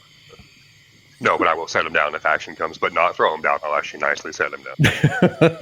I mean, I'm not gonna make it super slow, but I'm not just gonna straight drop him either. He's just gonna throw the bag at one of the trolls. I'm just gonna Hit him spike right it. in the fucking head. Yes. Oh, by the way, like by this point, actually, I put you guys a little bit too close on the map. Actually, you'd be a little bit further away. But at this point, you would have recognized that what they're fighting over is obviously a corpse, or at least it's dead. That's good. It didn't have to be dead necessarily, but it does not appear that the thing is moving at least. But they're bickering back and forth over which one gets the head pudding and which one gets the meat juice and so on, arguing back and forth. Norok's the only one that can understand the words, but that's what they're arguing about. All right, then go ahead and give me stealth checks, and it's going to be a disadvantage with everybody because there are a few trees. Well, okay, if you already have it, then that's fine. There's no double disadvantage. But basically, there's not enough tree cover. There's not enough coverage, basically. Let me roll one for Samson. Nope. Oh, damn. He rolled a natural 20 and a 2. So not very good. At least it wasn't a 1. Trudging through, holding this cart behind him. There's just, it's not on purpose. He doesn't kick anything, but there's just too much kind of ambient noise, and one of them kind of sniffs the air, and you see it kind of turn and look in your direction. It's clear that he doesn't see you yet, but he's kind of looking in your direction, and then the other one stops arguing. They kind of stand still and turn and look at towards you guys, but they have not seen you yet. It's pretty dim. Like it's there's not a lot of light. Like they don't have great vision anyways, but the moonlight, which it's a full moon, but it's covered. There's thick clouds. So what are you guys doing? Should we just keep going or wait? Are you saying this out loud? What are you doing? No, I'm just kind of like looking at Artemis over my shoulder, like, what the hell do we do? Oh, I guess Artemis fine. Hey, by the way, I just read up on long sleep or whatever. I can be woken up and like talked to and then go back to sleep, right? Like as long as I don't do any actual actions. No, it's not even just that. You can actually have a fight as long as you get back to. As long as you, I think it's 1 hour. Well, I think I'm not allowed to do actual actions. Like I can't attack and stuff. No, you can be interrupted for a long rest as long as you go back to sleep. Basically, you can't be awake for more than I think it's 20 minutes or half an hour, or whatever it is. It's probably half an hour. You can't be awake for more than half an hour in that middle part. So even if you sleep for 4 hours, get up, have a fight, go back to sleep, as long as you finish the rest, then you're okay. Then you still actually can get your rest. But you still have your con check to make at the end. Oh, you're right. At least 1 hour. It's at least 1 hour of strenuous activity. All right. Yeah. So it's not. This won't ruin your nap if you have to fight. But you do need to be able to go back to sleep afterwards. That's all. Sure. And then because you're sleeping in a backpack, being carried by a large man, then you still have to make your con check at the end. To see if we're going to give you the effects of the full rest or not. Okay. Okay, I would say we just try and sneak around anyway. Go ahead and give me one more stealth check with disadvantage to see if noise-wise, I'm going to roll perception for them against your guys's to see if they hear you. They have not seen you, but they might hear you. Their wisdom's not great, so you might be okay. Oh. Okay. Did I put that on loop? I think I did. The one that first stopped and turned towards you and started sniffing the air. It's clear that there's he's noticed something, and he murmurs something to the other one. It's not quite loud enough for you guys to be able to hear what it is he says, and he starts trudging out into the out towards you guys, basically in the middle here. Go ahead and give me initiative. You don't necessarily have to be combat necessarily. It's up to you guys if you can successfully avoid it. But he's basically walking in your direction over here. Should Pogo roll for initiative? Not yet. He's still not awake. So. Okay.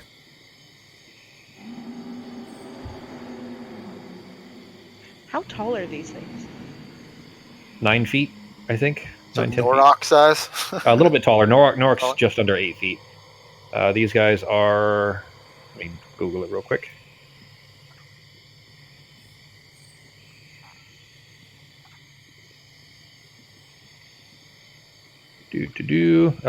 Justin, you remember the movie Legend from Sure. 1982, Tom Cruise's second movie? Do you remember... God damn, we were talking about this actually a few weeks ago now that I think about it. Maggie? Something like that? God damn it. Legend Swamp Troll. But that's basically kind of what trolls look like in this. They are... here, I'll grab the picture from this. Meg Mucklebones, that's her name.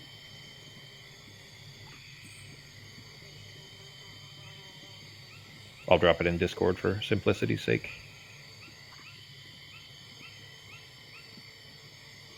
There you go. But height-wise, they are...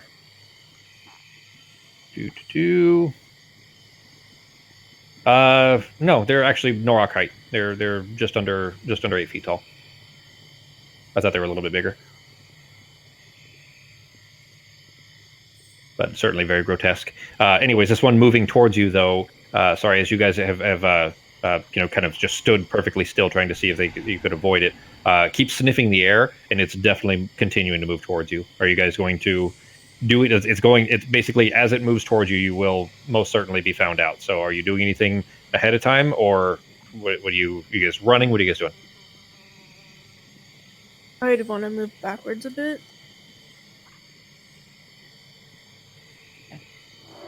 Sarah's running the broom. That's fine. I was gonna actually suggest going up and back. So. Okay. As soon as the movement is caught against the shadows, it immediately sees the movement and recognizes that there's something there, and is well, you already rolled your initiative, but is immediately kind of stands back up and kind of pulls its arms in front of itself. It doesn't have a weapon in its hands; it's just these long, very sharp-looking claws. And the other one kind of scurries forward, similarly, kind of preparing for this. But they're basically, ready to attack. It's basically as soon as you moved, it saw you, and now that it's looking around, it might be able to. You can't tell. Might be able to see Norok and Samson potentially. Sarah's turn. All right. Is it okay if I drop Pogo first when you said to get ready stuff? Yeah. As soon as it reacted, I would say that you would have had a brief moment to be able to as gently as you so choose, set Pogo down. Put your backpack down. Pogo, then you touch the floor. You feel yourself kind of jostling awake as you hear these kind of harsh, gurgling, kind of growling sounds, basically, of something that sounds angry and hostile. So you are awake.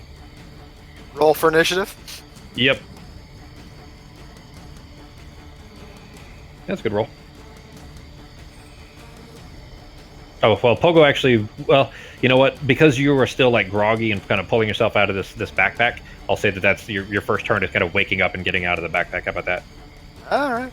Because you're still like, you actually rolled above Sarah in initiative order, but because you waking up is still kind of part of this, your first round would be essentially like you're too far away to have a risk of being surprised, but we'll call this that you're surprised for this round.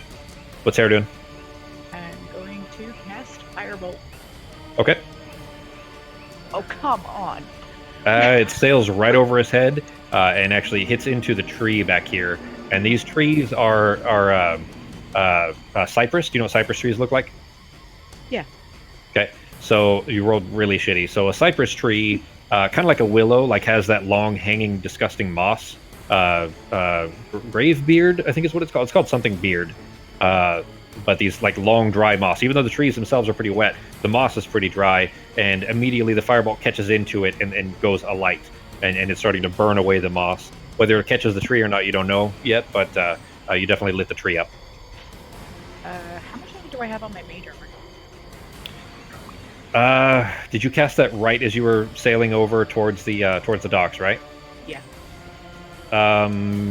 It's halfway through. Okay. It's been about 4 hours.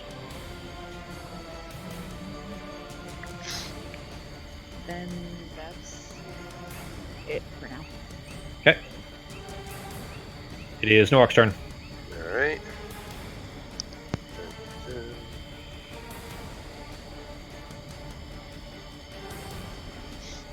Do my usual enrage. Are And we then on the map? I don't see us on the map. We're on the bottom of it, so you might have to scroll a bit. Zoom Oh, out. way You go to the down bottom. there. Got it.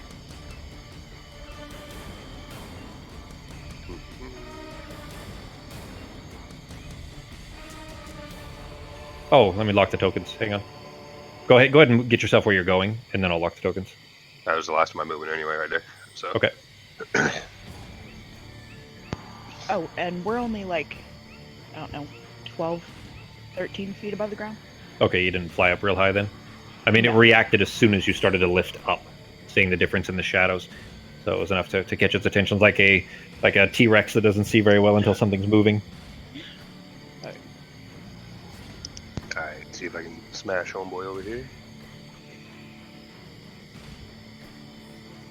Where were you aiming? I am going to try to try to take off a leg. Okay. You swing this down. These things are not wearing a whole lot. They're basically covered in hides, and they don't have any gear on them. But he tries to kind of rake one arm towards you, and you just step back and then use the kind of opening to hit him in the back of the knee. Like he's rotated away from you a little bit. So you bring the axe down into the back of his knee. Go ahead and roll the damage. Yeah, punk. Damn. Shit. It carves through the back of it, and it's still attached, but it's clear that the limb is badly damaged already. And he immediately swipes up with his other arm, the one that he did not try to swing at you already with, to try to slash at you. There it is. Oops, hit the wrong button. For a 17, which hits. Give me a con save.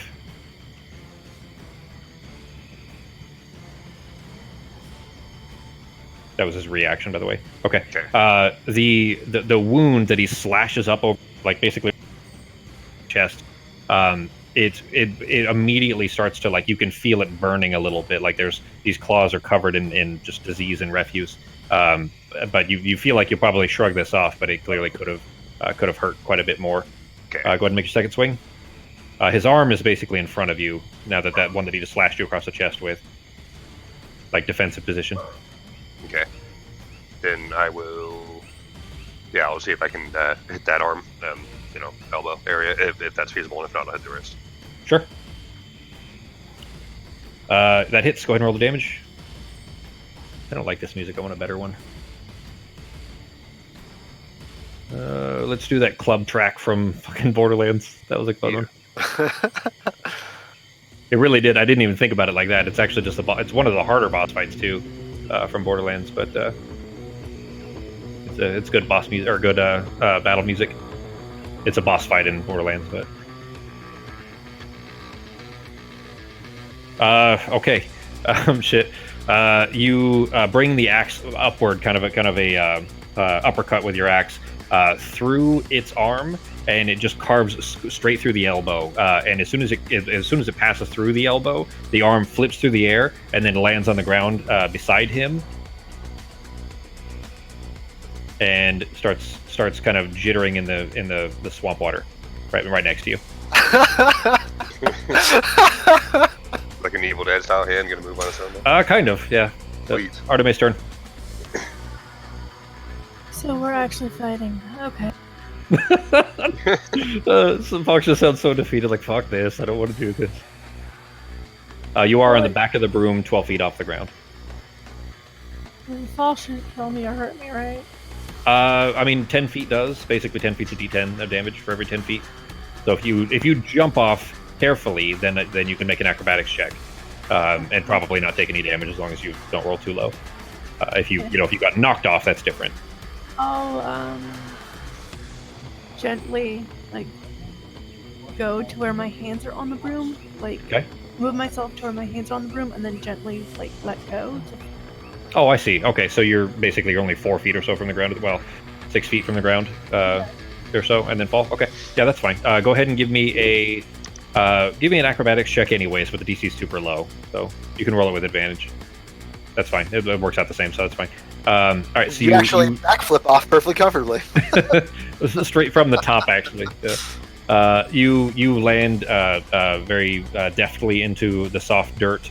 No trouble whatsoever. Are you leaving Sai in Sarah's arm because she's already an invalid as it is? So if Sai's staying up there, that's going to be tough for her. So I could just jump on my shoulder. Okay, you're calling Sai down to you then? Mm-hmm. Okay, all right. So you're down on the ground then. Movement-wise, I'd say that was only maybe 5 feet of your movement to hop off the broom. What are you doing? Okay. I'm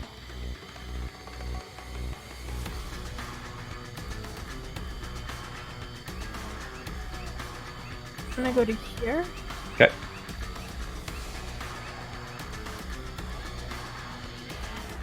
I can't actually move. Okay. Oh shit! Sorry. Okay. So drag the. Oh, you did. Okay. Never mind. You did it the right way. I just didn't. There you go. So you hop down off the broom and rush through this kind of, slightly more solid ground off to the side to get a better vantage. What are you doing? Okay, I'm gonna use the braided green lash because I haven't used it in a bit, and It's probably hungry by now. Yeah. All right. So you, as you're running, pull it off of your hip and unfurl it, and then let it go as just this wide arc of this kind of green braided rope that wraps around his shoulder, the same shoulder where Norak just carved the arm off of it, but it wraps around the stump basically, like up in the upper arm, around just below the bicep, basically, or just above the bicep rather, and around his shoulder. Are you going to pull him as well, or are you just going to yank it back? yeah, I'm gonna pull him. Okay. You yank him forward, kind of knocking him into Norak a little bit. Norak slightly, not enough to hurt you or anything, but pulls this troll past you, and doesn't it? Oh, don't forget the other damage too, Fox. As long as it hits and it's flesh, then it does an extra 1d4 necrotic. So actually, you would normally put that on yourself before you roll it. So go ahead and roll a d4, Fox, and I'll just add it for you. So the far right, it'd be a d4. So if it was 4 or less, I would just take it. But of course, it could not have been anything other, right? Sure. Okay. Just benefit of the doubt, because you rolled slightly better than average. I'll go ahead and give you a 3 total, so better than average of what it had been. Okay. Thank you. All right, he's at. There we go. I mean, you already carved one arm off of this thing, and he's bloodied. He's still, got some fight in him, but he's bloodied. You do see, as you pull him towards you, by the way, Fox, you see that the stump of his forearm, where Norak cut it through the elbow, is already starting to regrow. Okay. And then, of course, Y'all couldn't just try to talk to the trolls. Why had to just jump in murdering? Yeah, we're really gonna talk to something that wants to kill us. Thanks. It already had food. It already had a whole person. What, do they eat more than half a person to each troll? They're not they that big. actually would. They were Who knows talking how? about meat juice and head pudding. All right. If you just took the gross words out, juice and pudding are perfectly fine words. You're Good. All right, find is some doing anything common else? ground. We all love eating juice and pudding, right? I don't mind a little pudding juice. All right, Artemis, doing anything else? No. No. Just to keep from filling the combat tracker too much. If Sai's going to do something, let me know and I can put her on there. Otherwise, if you're just keeping her nearby, then we'll just assume that she's Bring her back now. okay. All right. then it is this troll's turn, the one who is now missing its right arm, or is, beginning to regrow it. It is going to kind of, seeing that this, being yanked forward by your whip, is just going to rush towards you with its left arm, and is going to try to swing its claw towards you.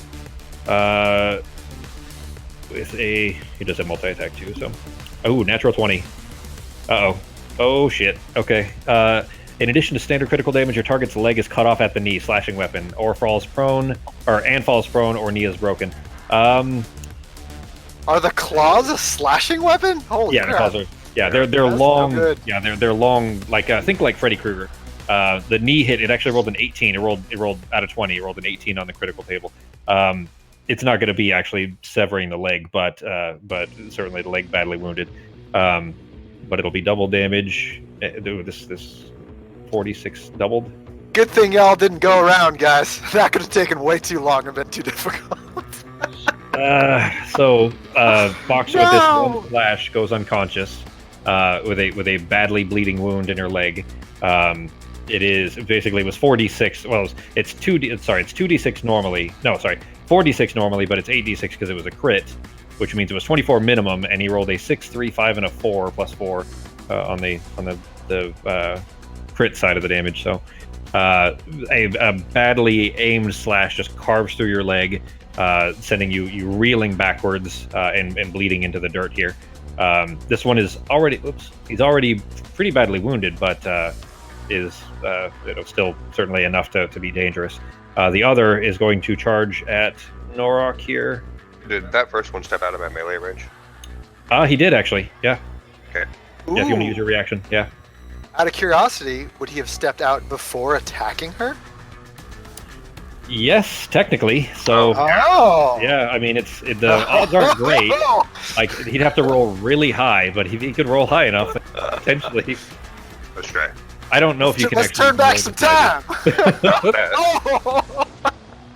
okay, That no. missed. Yeah, that missed. Yeah. Yeah, I mean, I don't know if you. You know what? I've seen you get pretty close to the amount you would have needed to be able to finish him off, but yeah, it wasn't not with a miss. But the other comes charging towards you. It was a good catch too, by the way, Justin. I actually didn't even think about that because his opportunity attack could have potentially saved Fox, which did drop your guys'. That was teamwork, because I That's wasn't great. thinking about it, but Norak brought it up. It was teamwork there. We're both thinking. All right, let's see here. The appendage rolled really high. Okay. So the other troll comes swinging at you. It actually like face first is arms behind him like a fucking Naruto run, like the dipshits in the desert, that alien thing, the Area 51. You know what I'm talking about? Yeah. That with arms behind him comes running forward. You just gnashing his teeth to try to bite at you. For a 19, which does hit. Give me a con save.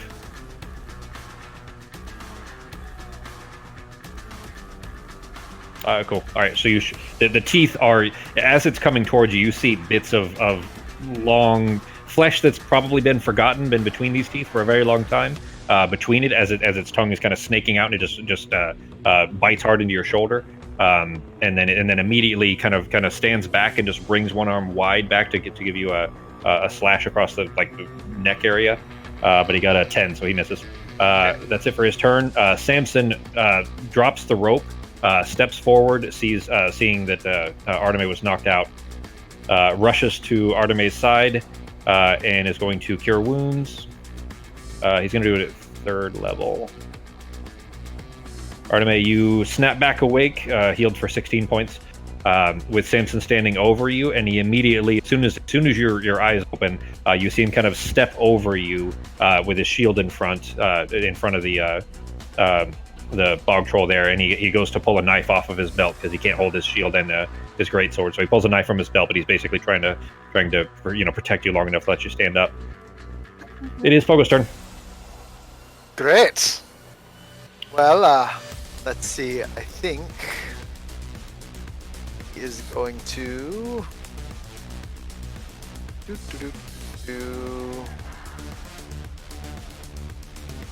He is going to cast Hypnotic Pattern. Okay. on. Is this why you asked if they were intelligent or not? No. I was just curious. I don't know enough about this game to know if trolls are intelligent. Sure. So he's going to cast Hypnotic Pattern on these 3 trolls. I think I made a cube just to get everyone else out of the way, so it's just going to hit them. And cast. Let's see how confused that hand is. Shit. So an 8 - 1 for a 7, a flat 7, and a 4 - 1 for 3. All 3 of them are affected by it. All 3 of them failed their save. Just hit the effect button. So the rest of you, I keep hearing the spell effects coming out of my speakers set up through the headset. It's weird. The rest of you, basically, all of you see. I forgot I have you Hogan's Lock, so you can't spin. A brilliant cloud of rainbowy colors, like light shining through a prism, appears above the group, basically just in front of all of you. And the trolls are both just immediately transfixed and kind of stand still. Arms fall to their sides, and they're just like looking up at this cloud of rainbowy colors. The colors then vanish. They're only there for a moment, but they're just standing there like in a daze, not doing anything. And I'd like to yell to everyone that they're basically going to be like this for as long as you need, so we could pretty much just go away if you don't want to try to murder them. They'll wake up if we attack them, but we could just leave these fucking things here. We don't have to fight. Can I go back in the backpack now? Oh, it's 1 minute? Wait. 1 minute. Hold on. Concentration up to 1 minute. So I tell everyone we've got 1 minute to get out of here, which should be enough time if we just hurry through. Do we think it would be enough time? Does Pogo think it would be enough time to get away from them? I feel like as long as you're hurried, yeah. In 1 minute, 10 rounds, that's like, what, 500 feet away? Well, I mean, with the broom, yes. 10 rounds would be for you guys at 20 feet, because for what Samson can actually make, you can get 200 feet away. All right, well, I'll leave it up to the group if they want to run or if they want to kill these guys, but we'll definitely fight them one at a time. And then as my bonus action, I'm going to cast Healing Word on Arteme. Okay. I'm going to cast it at level 3, apparently. You have one first level spell slot, and then that's the only option, I guess. So I'm going to go ahead and cast it on Arteme at level 3. If I can figure it out how. There we go. When you pick it up, when you pick up the die, right click.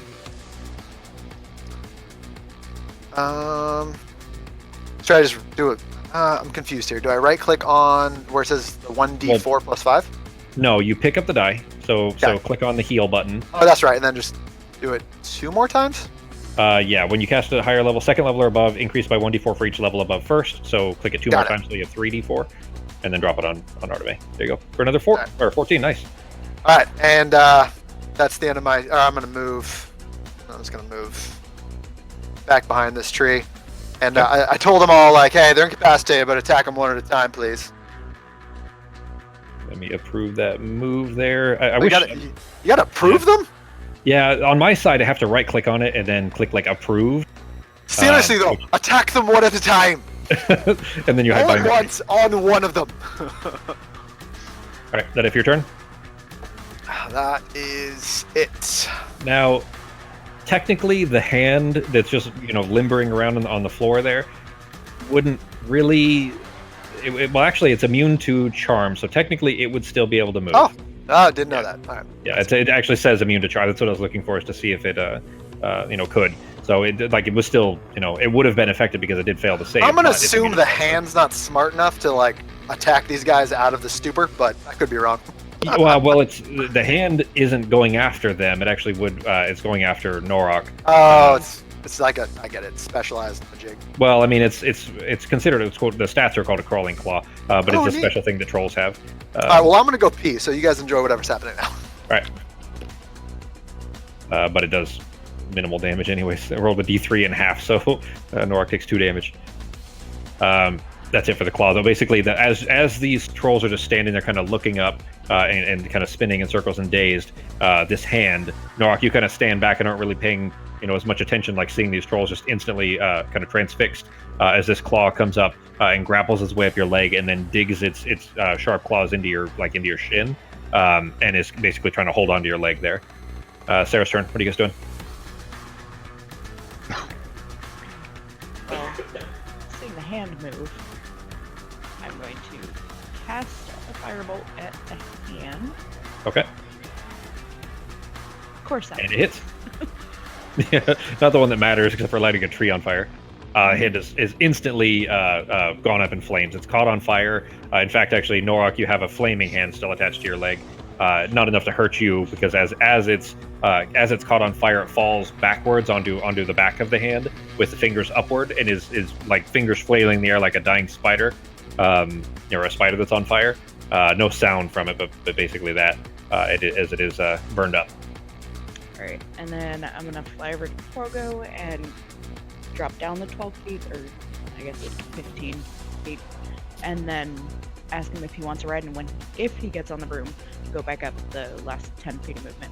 I would say that you do see that the leg wound that Arteme just took, she's not going to be able to walk very well. Okay. Like, that's right in front of you. That's 25 feet in front of you. You did see that she's badly wounded. All right. Well, then if she walked, then I would go up to Arteme and try and get her on the broom. Okay. Let me cancel this then. How do I cancel it?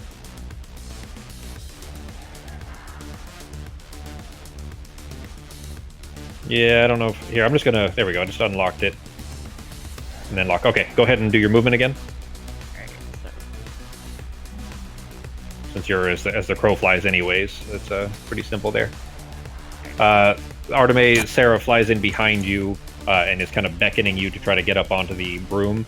You are within range of the bog troll, but he does appear to be transfixed. You're not 100% sure that he's not going to swing at you, but you don't think he will. Okay. Basically, because the only two hostile creatures are incapacitated at the moment, we are kind of temporarily out of initiative order. So are you climbing up there, or what are you doing? I'm gonna climb up onto the. Okay. In the meantime, I guess we'll get to that here in a moment. But your leg is still certainly badly wounded, and you'll have the exhaustion point as well. But what are you guys doing? Are you guys going to try to leave, or are you going to try to kill these guys? Wait, they're unconscious, right? Well, they're incapacitated. They're still conscious. Once they get it, but so like every attack on them will wake them up. Yeah. So like Pogo shouted, just attack one at a time. Now, one of them is already bloodied. Like, he's not far from death. Like, Norak could probably kill him in one round if he doesn't miss. And I think he gets advantage or something on that. Well, his first hit is an automatic crit because That's he's what it is. incapacitated. Yeah. So, Sarah, is that it for your turn, Sarah? You lit the hand on fire and killed it, and then flew over to pick up Arteme? yeah, and we're just gonna go like back 15 feet and Okay. up maybe 10 feet. Okay. With the broom, I mean, you can about make that. So 550. Yeah, it should be exactly 60 feet to do all that. the room's 50, isn't it? Or is it 60? Oh, is it 50? Okay, never mind. It's fine. It's fine. Like, I mean, you guys, since you're kind of temporarily out of initiative, it's not that big of a deal. All right, the Norak's turn. What are you doing? Step into homeboy over there. So I just move one to the right. It didn't let me do it because it's locked. There you go. There we go. Excuse me. And then smash dude. So just do a regular roll and it'll do the crit or whatever. I think it'll auto crit because it's incapacitated, but if not, I'll put it on for you. So go ahead and make the roll.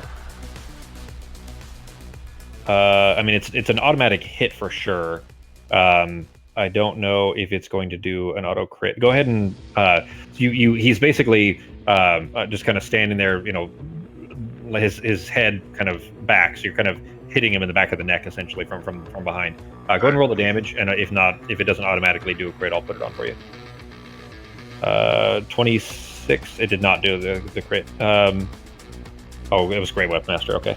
Well, I can tell you that doubling the dice would be enough literally by 1 point to finish him off. So you bring the axe down on the back of its neck, kind of through the trap and over its back, over its spine, and he kind of splits through there, not cutting him in half really, but just a wide open gash through the back. And he kind of stumbles forward, and there's this kind of groaning sound as he falls into the muck. You can see that the wound is already beginning to stitch. Oh, you know what? Never mind. So normally you have to kill them in a very particular way, but because it's a crit, in this case it's an accidental, it's an automatic crit. But because it is a crit, he is no longer moving. He's just toast. So split him up, yeah, and he's just laying there. Yep. Okay. I would say that Norak does remember that previously when you tried to kill that last troll, that you had to kill them in a certain way. Remember? Yep. So, that being said, this one, because it was a crit, that does cover those requirements. You just turning to face this guy, or are you kind of spinning around behind him? Anything else? What are you doing? No, I'm just going to face that way, so that way I'm still kind of blocking him if he tries to get over to the other fellas. So, and ladies. Is this an auto crit one too? Yeah. Well, Since he's also, okay. What? Never mind. I was just gonna say, like, you could probably wait till your next turn and use multiple attacks, or how does that work if we're out of? I know you can. Yeah, I mean, since there's nothing else that's hostile nearby, so it's up to you. But like, if everybody is, actually, Because we literally have like would that be fair? another Though? 30 seconds to find yeah, out. that's fair. As long as Okay. you guys still have 54 seconds of time. That if you were basically going to wait, that don't worry about that miss because it would have been an auto hit anyway. So if you're just going to stand there and wait to kind of take a quick breath, So, that like, you can we make could- multiple attacks. Yeah, when that's what I after did. another. Yeah. Okay. So I just And looked then- over at him and kind of investigated it, looked at the body a little bit for a second after I split him up to see why Okay. he didn't hit back. And you see the other guys, I'm guessing, just fucking not doing shit. So Yeah, he's still just. I told he's you guys, staring- we've got a minute. We've got a minute, guys. Yeah. He's looking up at colors and clouds that aren't there anymore. Like they were only there for just a brief second, but like he's still transfixed as if the lights are still hypnotizing him. Arteme, your leg hurts badly, of course, but you. Well, hang on, Reggie. We'll come back around to it in a second. Okay. But that'll be an extra 10 damage on there too. So, Arteme, though, you're up on the broom, leg badly wounded. The bleeding is stopped, but it does hurt. What are you doing? I'm gonna cast Lesser Restoration on myself, and I was actually gonna ask if I could just slit like the troll's throat with it. Well, so how they work basically is when they're incapacitated, it's an automatic hit and an automatic crit. The same way that if they're unconscious, like if you're asleep, it's the same thing too. Asleep and Oh, okay. incapacitated. I'm gonna use Ice Knife on one of them then. If you hit him, it's going to wake him up. Oh, okay. Never mind. I don't know that. Okay. Then you're using Lesser Restoration on yourself. Yes. All right, go ahead and roll a d3 as well. So right-click on the d6, Okay. the second from the right, and then Custom Dice in the top left, and then d3 on the right. Oh. Okay. I wasn't expecting to get to use this so soon. I figured it would be, at least a couple more sessions before somebody got knocked out. All right. You rolled a 2, but it showed a 1. That was Yeah. weird. That's Yeah. weird. Well, we'll take Does the 1. she- That's fine. Yeah. So you kind of hold your hands over your wounded leg and use the I think it's probably your last spell slot, isn't it? I know, I'm using fucking out. level 3. It's level 2 spell. I'm using Oh, level I 3 see. spell. Gotcha. Okay. But it feels like the sinews and the internal damage is kind of knitting itself back together. You'll have reduced movement through the rest of the day. Still be able to outpace, especially on the broom, be able to outpace Samson, and you'll still have the exhaustion. But the effects of the wound itself, it seems like they've been stitched back together. Okay. Any bonus actions? Nope. Why is exhaustion not on that list? I guess I normally apply it to Norak, but all right. Then in that case, Samson is below you guys, is kind of still shielded place. He's kind of stepping around next to Norak in case the thing breaks out, the other troll breaks out of the charm. It is Pogo's turn. All right, guys, this is what we're gonna do. Pogo's gonna use dash. He's gonna run all the way up. Perfect. Wait, nope. That's kidding. That's 60 Nope. feet. Ah, now I'm broken. No, you're gonna go all the way there, and then No, how do I? Because I can't go 60 feet. I can only go 50. there you go. So. Oh, that's right. Your movement's only 25. Yeah. So Okay. Pogo's gonna dash up to this troll and he's gonna tell everyone, all right guys, we've got a little bit of time. If we surround him and we all attack him, maybe we could kill him, all right? That's my idea. Let's do it. And then I'm gonna go back to sleep.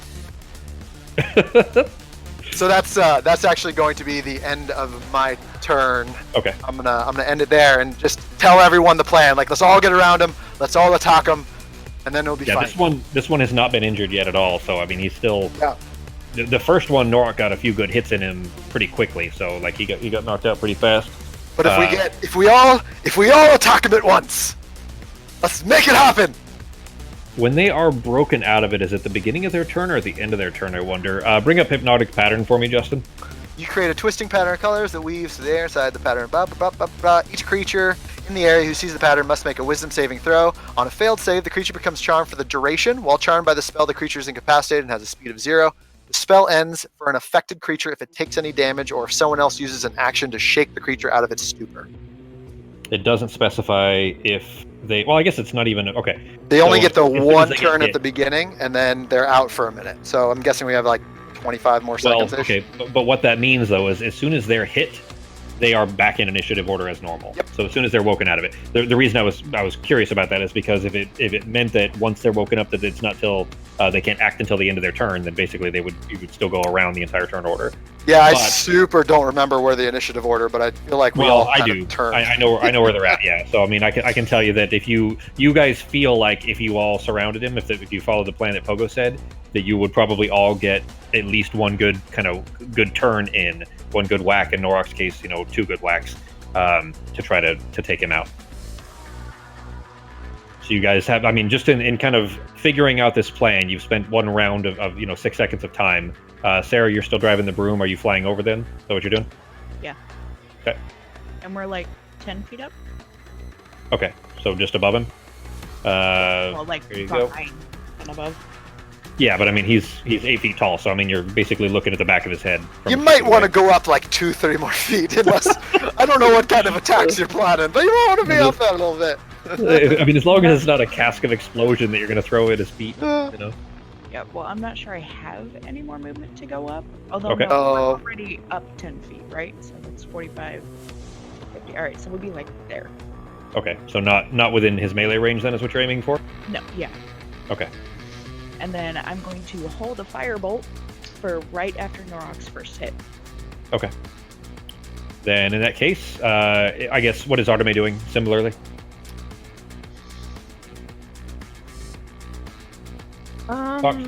So is one of them actually knocked out or dead, or they're Yeah, one of them.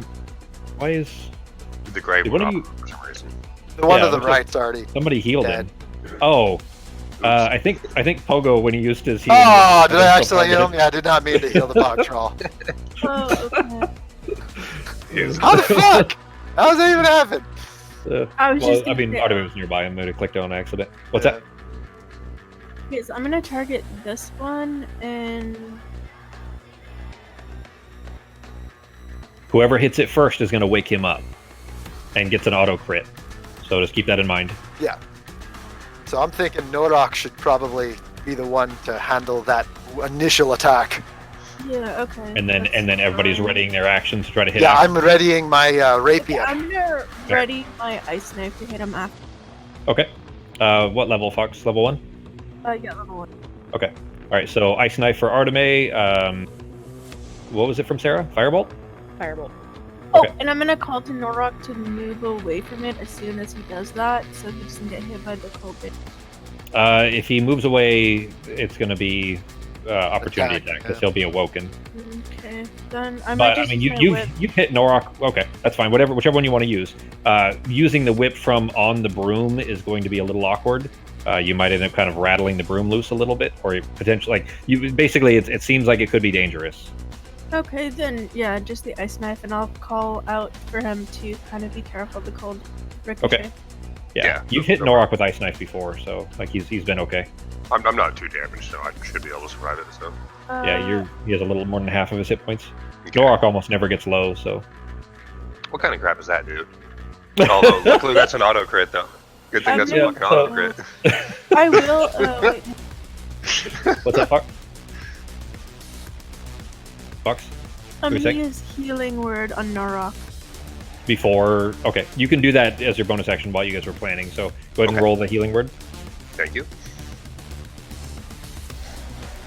Hey, you rolled max healing too. Oh Nice. yay! Is that modifier right? Is your modifier only 3? It is only 3. Okay. My modifiers are pretty crap. Well, for some I mean that doesn't help when when you're rolling ones all the time. But That too.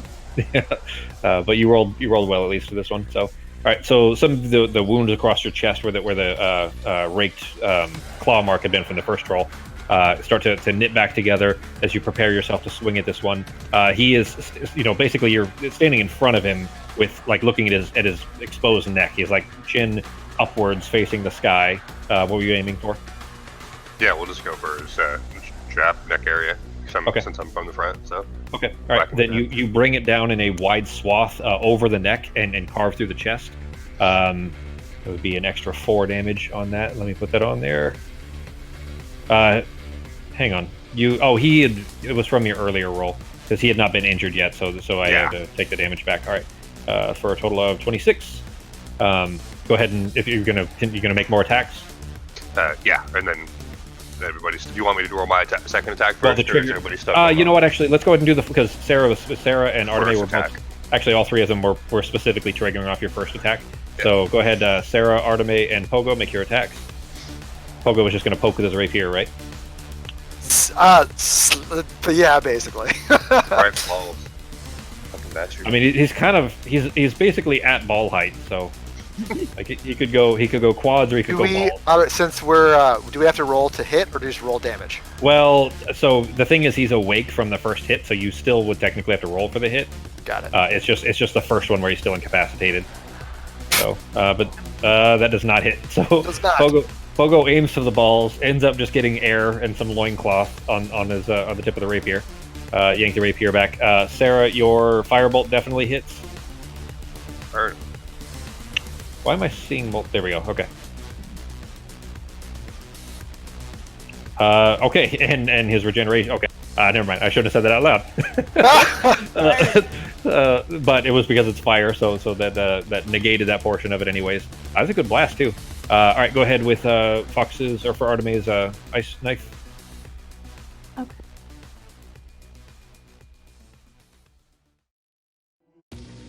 Oh, Samson would have put his shield down and gotten his. In fact, actually would have moved around to the other side to get a better shot. So his shield's down and got his greatsword out.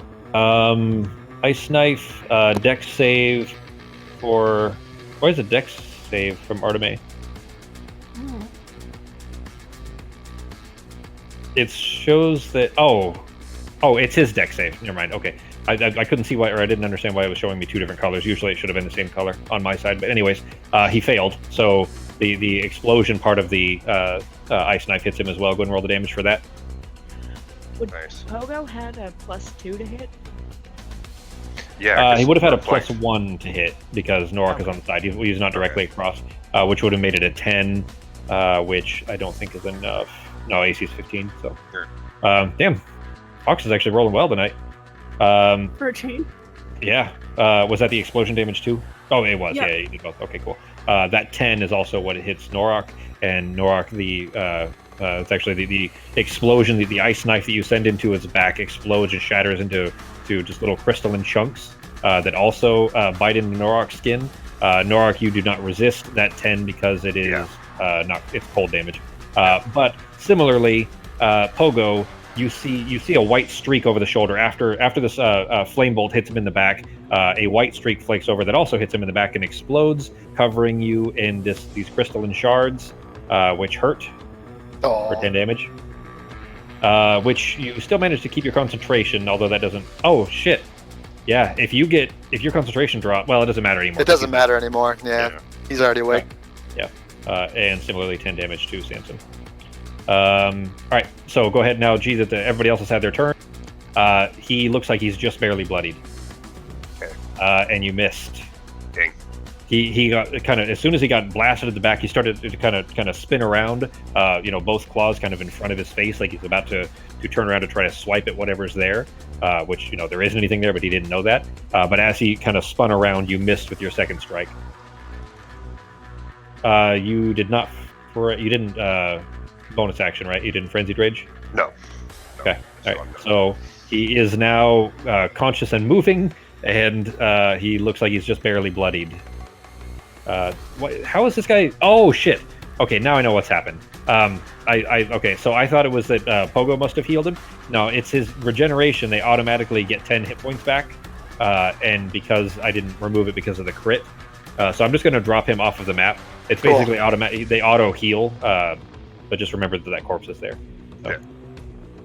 Yeah. But it is now this one's turn. He did spin. He sees a halfling and an elf on a broom up, just barely above him. Just steps forward and starts kind of both a wide swath with both claws, which does provoke opportunity from Norok. Could I use? Oh, Samson didn't have his attack yet. Samson has his attack. Yeah. Good luck, Samson. Well, his is after the bog troll, so he still has his attack, but he has an opportunity as well. So that does not hit. Pogo, for the cut, are you going to use your reaction to make an opportunity attack against him first? Yep. Okay. That hits. Not with your rapier. Did you intentionally use the dagger? No, I didn't. Well, it's the same +7, but It's the same. Yeah, it's the same. So it doesn't matter. All right, go ahead. You can roll the damage for the dagger. So, cool. Hey, that's a good stab. He spins around and you stab him square in the butt as he's turning away. Take that! To these guys. Have fun pooping later. But he tries to make a wide swing into Sarah. Now I'm going to use cutting words. Okay. All right. It is. Good luck hitting him on the broom, you big bastard. Go ahead and hit the cutting words. Sorry, I'm all thrown off now. You.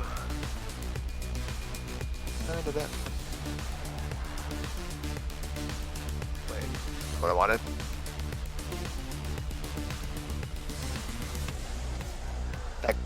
Did that? It's your D8. So now just roll a D8, a flat D8. Alright. And then mark off your bardic inspiration use. Is that the third from the right? Yep, third from the right. Hey, shit, that might have been enough. So he rolled a 23. He actually got a 16 plus 7, Becky, for a 23. Mm-hmm. What is your AC with your mage armor? Oh, God, I think it's 16, let's see, 13 plus dexterity modifier, which is a 16. Yes! He got a minus the bardic inspiration, or minus the cutting words. He got a 15. Nice. Beat it by 1. Pogo shouting, "Have fun pooping later." He swings and the arm just barely misses as you tilt the broom just out of the way to try to lift yourself away. And then Samson will have his opportunity attack as well. If I can find his actions, there it is. He definitely hit. He didn't do great on damage, but he cleaves his greatsword down its back. And then it's actually his turn now, so he's going to make his regular one where he brings it sideways, tries to cut into his hip, but he misses. It is Pogo's turn. Alright.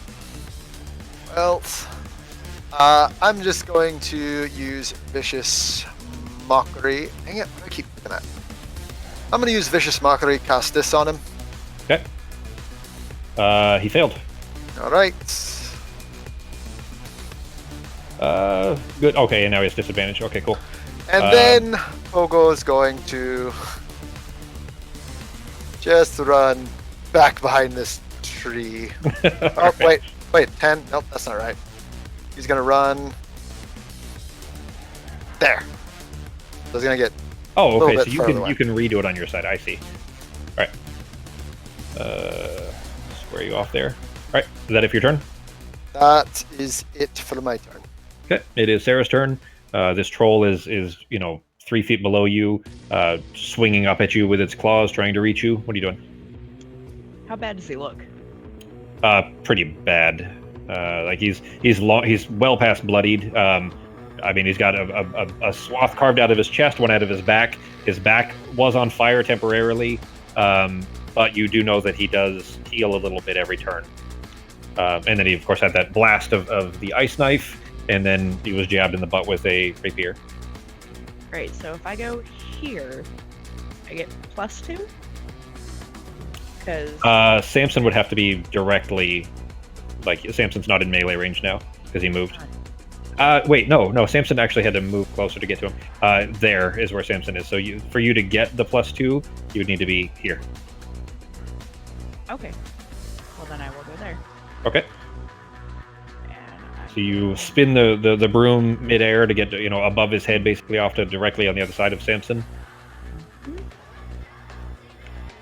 we're gonna cast another firebolt. Okay. 20, that hits.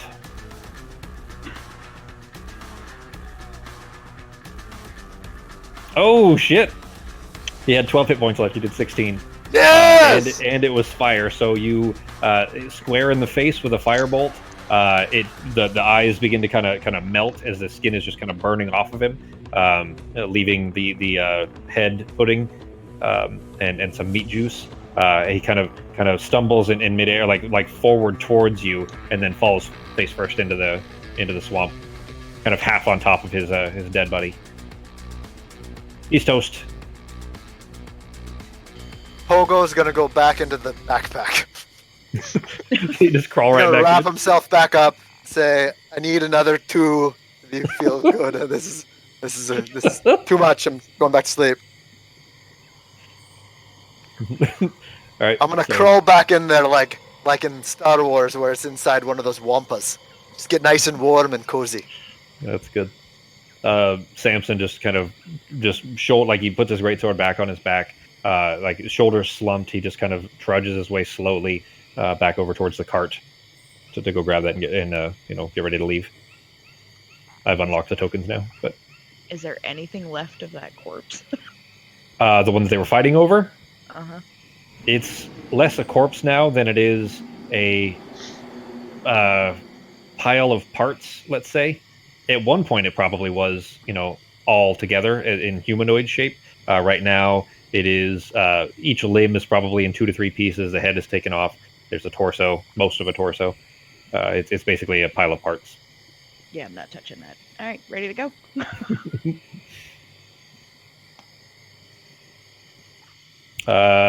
Arteme, well, I guess the having healed your leg already, you're okay there, especially if you stay on the broom. You'd be at 10 feet reduced movement for now, meaning 20 feet total. But now, just gonna stay on the broom? Okay. Basically, all of you have, Samson now has levels of exhaustion, except Pogo, especially with his nap. It's going to be just fine. While the rest of you are dealing with exhaustion from trudging through the swamp and then various injuries so far. So, all right, you guys getting back on the path and continuing on your way? Yeah, doesn't seem like there's much else to look at. Okay. Go ahead and reset the initiatives here. Oops. How bad does Arteme look? Let's see. Arteme is at 1/3 of. She has 2/3 of her hit points left. Here, in fact, you guys can actually see it if you go to the party window. You guys can use that. It's pretty handy to have open. It just takes up a lot of space. Oh, neat! Didn't you know this was a thing? Yeah. So that actually, like, you can see. In fact, actually, the senses that isn't dynamic, so it change when you have like dark vision up, for example. So even though it shows dark vision 120 feet for Sarah, that's because she has that permanently. So it doesn't show your actual effects. Like Arteme actually has dark vision right now too, because it's not concentration effect.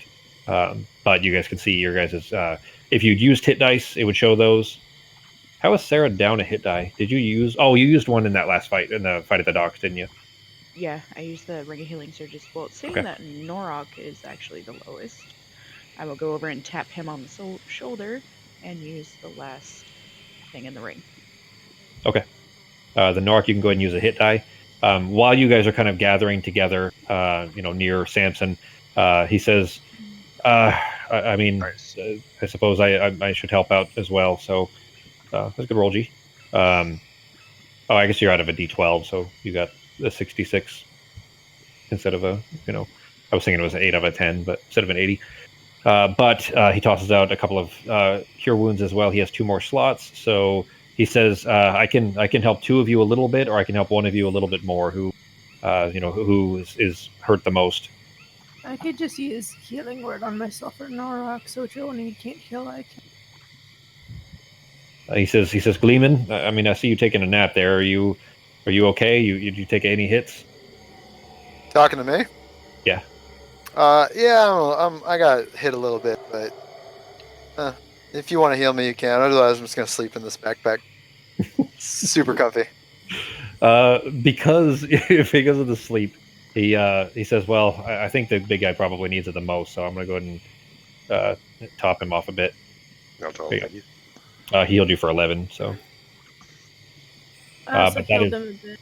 Well, I'm out of slots. I have 1/3 spell slot left. That's it. yeah, he has 1/3 and 2 first levels left, so. And I was being conservative at the dog fight. I barely used any spells. Gee. Yeah.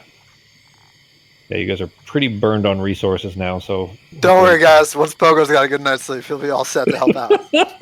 He'll be the only one. Everybody else is like severely wounded and exhausted, and Pogo's like just a big yawn and a stretch, like, oh, what's up, guys? The good news is, once I've got a spell I haven't used yet that'll be super handy once we get where we're going. Got to get my slot back. Which one is that? Bless. Oh yeah, I can cast it at level 3 on literally everyone in the party, and you guys all get a nice buffer. But you don't know that yet. You literally have used all your spell slots. Damn. Yeah. I had to fucking put these guys into a trance where they were going to murder the shit out of us. Yeah, and you've got 1 inspiration left. You haven't used your gem of seeing. That's the only thing you have. That's the only. Thank God I haven't used that to see the 10-foot animals attacking the shit out of us. Yep. All right. But you guys kind of bandage up a little bit. Take care of your wounds as best you can before you start making your way back on the road. For time's sake, because we're getting a little bit close, and I don't want to run out here. You guys, the next. I mean, are you doing anything in particular? Just kind of trying to trudge as fast as you can. Keeping an eye on your navigation and so on. It's a 2-day travel back? So well, to get out of the swamps, you probably you're by now it's 9:30 or 10 o'clock at night, so it's starting to get late. Actually, no, it's 11 o'clock at night because it's been 4 hours. So it's a little after 11. But Samson will he's very much against trying to camp in the swamp. But once you get out of the swamps, you guys could take at least a short rest. He's okay with that. But as far as getting time wise, you still have a day and a half at least. A day and 3/4. Okay. Doing anything specific then, or just kind of trying to rush to get out of the swamp as best you can? Yeah, and just have Sarah and Artemis pop up and check the direction for us, make sure we don't get lost periodically. Okay. Okay. Then again, in the sake of run out, you guys, Sarah's still driving the broom. Artemis on the back of the room. Is the last time, the most recent time. Because it's been an hour, let's say, since the troll fight, so it's just about midnight. You guys pop your head above the tree line. You can see that you probably have another hour and a half, maybe 2 hours to get out of the swamps until you can get up to the sloped land where it gets up high enough that it's no longer where the ground's not wet anymore. But as soon as you dip back beneath, Artemis, 2 things stand out to you. One, they're actually. I'm going to share it this way. So that. And then you see something flitting behind you. There's something flying above the tree line. It's good size. It's probably like the size of a small dog flying through the air behind you in your direction. It doesn't look like it's coming straight at you. It's basically like it's flapping wings. It's just hard to see because it's still pretty far back. But above the canopy, the tree canopy. But those are 2 separate things. So let me make that clear. The thing that I sent you is separate. That's not where you're getting that feeling from. Okay. And then you dip back below the tree line. Sarah brings the tree back below, and Samson's just pulling that sled back behind him. Norak's still kind of trudging along with Poco sleeping in the backpack. What are you doing? I would gently whisper to Sarah, we're probably being followed. Could I look back and see anything since I have 120 feet of dark vision? Yeah, give me a perception check. This is gonna be really It was below the passive for Arteme. She has the highest passive perception, so that's her telling you allows you to go ahead and make an active check. But probably not. you look around. You don't see what she's talking about. And to make it clear, so I should have handled that better. Those two things were not connected. There was something flying above the tree line, but it is not what was following, or at least you don't feel like that's what was giving you that feeling. Okay, so the thing flying could have just been a bird or something simple like that. It was awfully big to be a bird, but yeah, it could have been. Okay.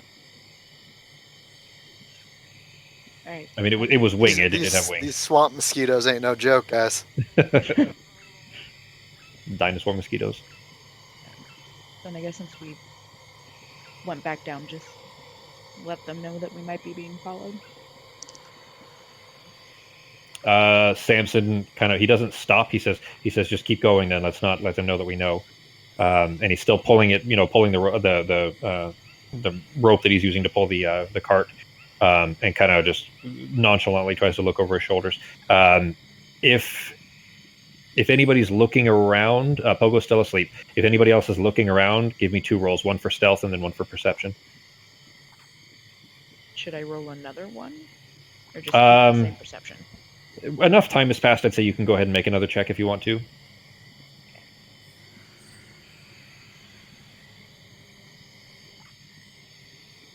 I'm just following along. Okay. You both Arteme and Sarah, you feel like you've been able to play off that, if something's following you that they couldn't tell that you're looking around, but neither of you see anything. It was literally on your stealth checks were both fine. Becky's was a 20, and then your perception checks, a natural 1 and a natural 3.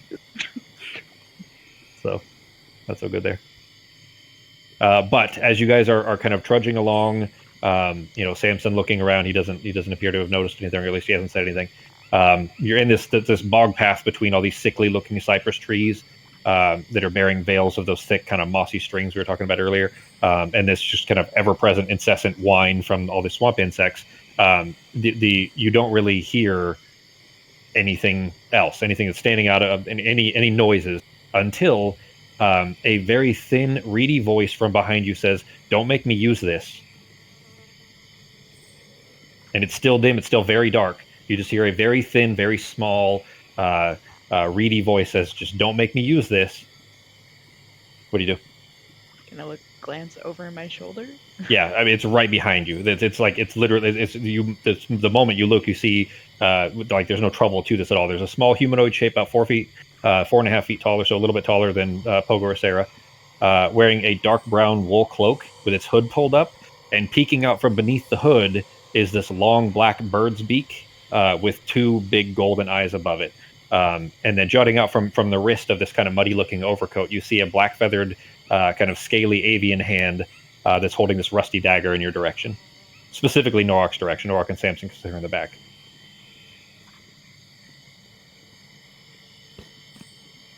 It's very... It looks like it's appearing like it's trying to be threatening. It is very not threatening. It's very small. Like, body mass is like less than one of you, because it's very, very thin as well. But as it's standing there, knife held out towards you, like it's trying to be confident, you hear another voice, this one coming from the branches of a cypress tree off the side of the road. And you look up, and the voice says, "You don't look like Legion. Who are you?" And you see this stout halfling woman, mud soaked to the point that it almost looked like it's just her normal state of being, has shouted that out at you. That's because we're not Legion. She kind of smirks a little bit, and she starts to hop her way down out of the tree. She says, "Put the knife down." Yeah, okay. These aren't bad people. And as she makes her way down to the bottom of the tree, she says, "I'm Bull." She said, this is the name she gives. And, whoops.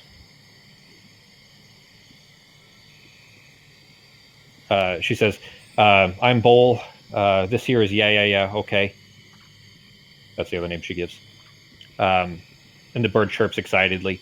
and then puts the knife away, and then stares up at you. Well, specifically at Norak proudly, like a dog waiting for a treat, kind of a thing.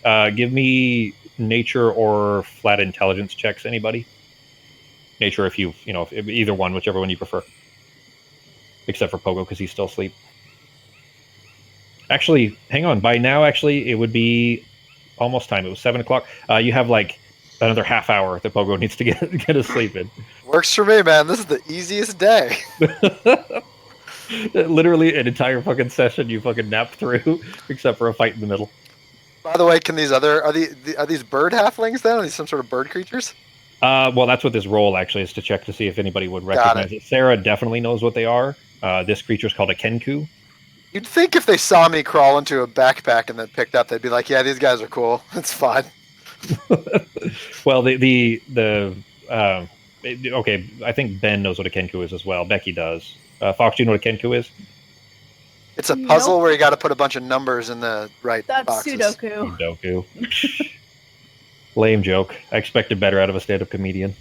You're a lame joke. All right, here's the. This is about what it looks like. Its hood is pulled up, and its sleeves are longer, but that's basically what they look like. Okay.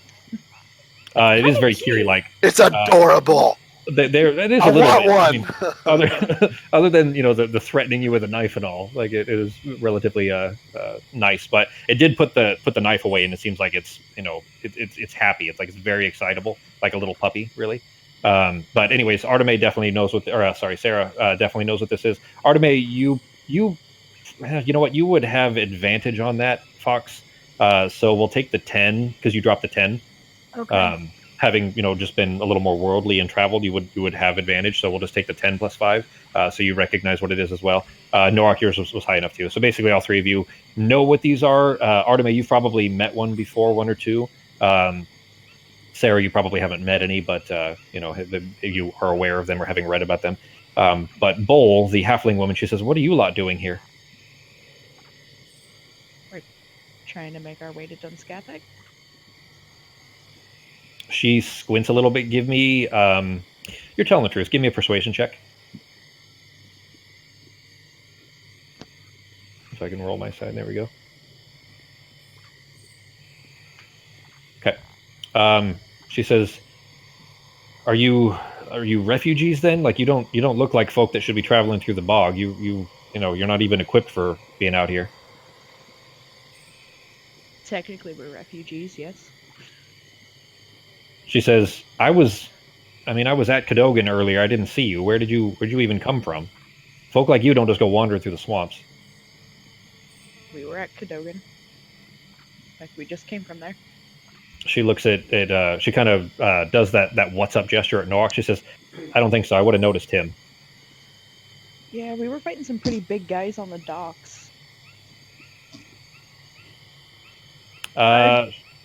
I'd ask her when she was last at Cadogan. I mean, this morning when everything went to hell. Okay, well, we got there a bit later in the day. You would have been gone by. Then you fought them? You were fighting you said you fought some big dudes on the docks. I mean, you were fighting off the Vabians then? Yeah. What happened? Are the people still there? The people got family took there. off. The people took off in different directions. Some went into the swamp to meet up with others that lived in the swamp, and others, they just said they could take care of themselves and took off. She kind of looks down at her feet. She nods a little bit. She says, "Well, I mean, bog folk are hardy stock, so I hope they're going to be okay then. I mean, thanks for trying to help. Sorry about all that with the with the knife there. Yeah, okay, just put that away. You don't need that right now." And the bird just kind of chirps. She says, "We're trying to gather some folks that live here in the Crannog so we can resist these Vabian bastards' incursion into our home. I don't know that I can be of much help to you, but thanks for the help you gave. I mean, you guys, you shouldn't really be out here. It's a dangerous place as it is, but I mean, you know how to get you know how to get where you're going. You need directions." We know how to get there. She just nods and she says, "Oh, okay. Well, I mean, thanks again. I don't really know what to say, but good luck out there. Just be careful. There's a few of them folk still out here in the swamps, looking for people. I imagine they'll probably be gone soon, but just be careful out there. You've been in the swamp a while, right? I mean, I live here. Do you know of any traps or any areas we should avoid on the road, on the route? Because we know pretty much where we're going, but not the territory. Okay. She chuckles when you say trap. She says, "I mean, we got to eat somehow, but so yeah, sure. But I mean, they're not on the road, so as long as you stay on the road, you'll be okay." Okay. She says that them gators, though, you want to be careful of them gators. They usually stay off the roads too, but just don't go wandering into the muck, and you'll be all right. Well, if we run out of food, we know what to eat. I mean, they're not the best bird eating, people. Wow. I'm asleep. That was just Justin. That wasn't Pogo. That was the J-Man over there. The bird chirps. Yeah, but we know what to eat.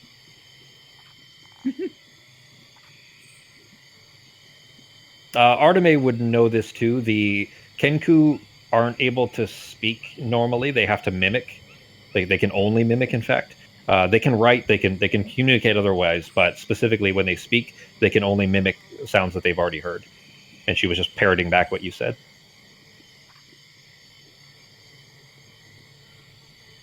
Okay.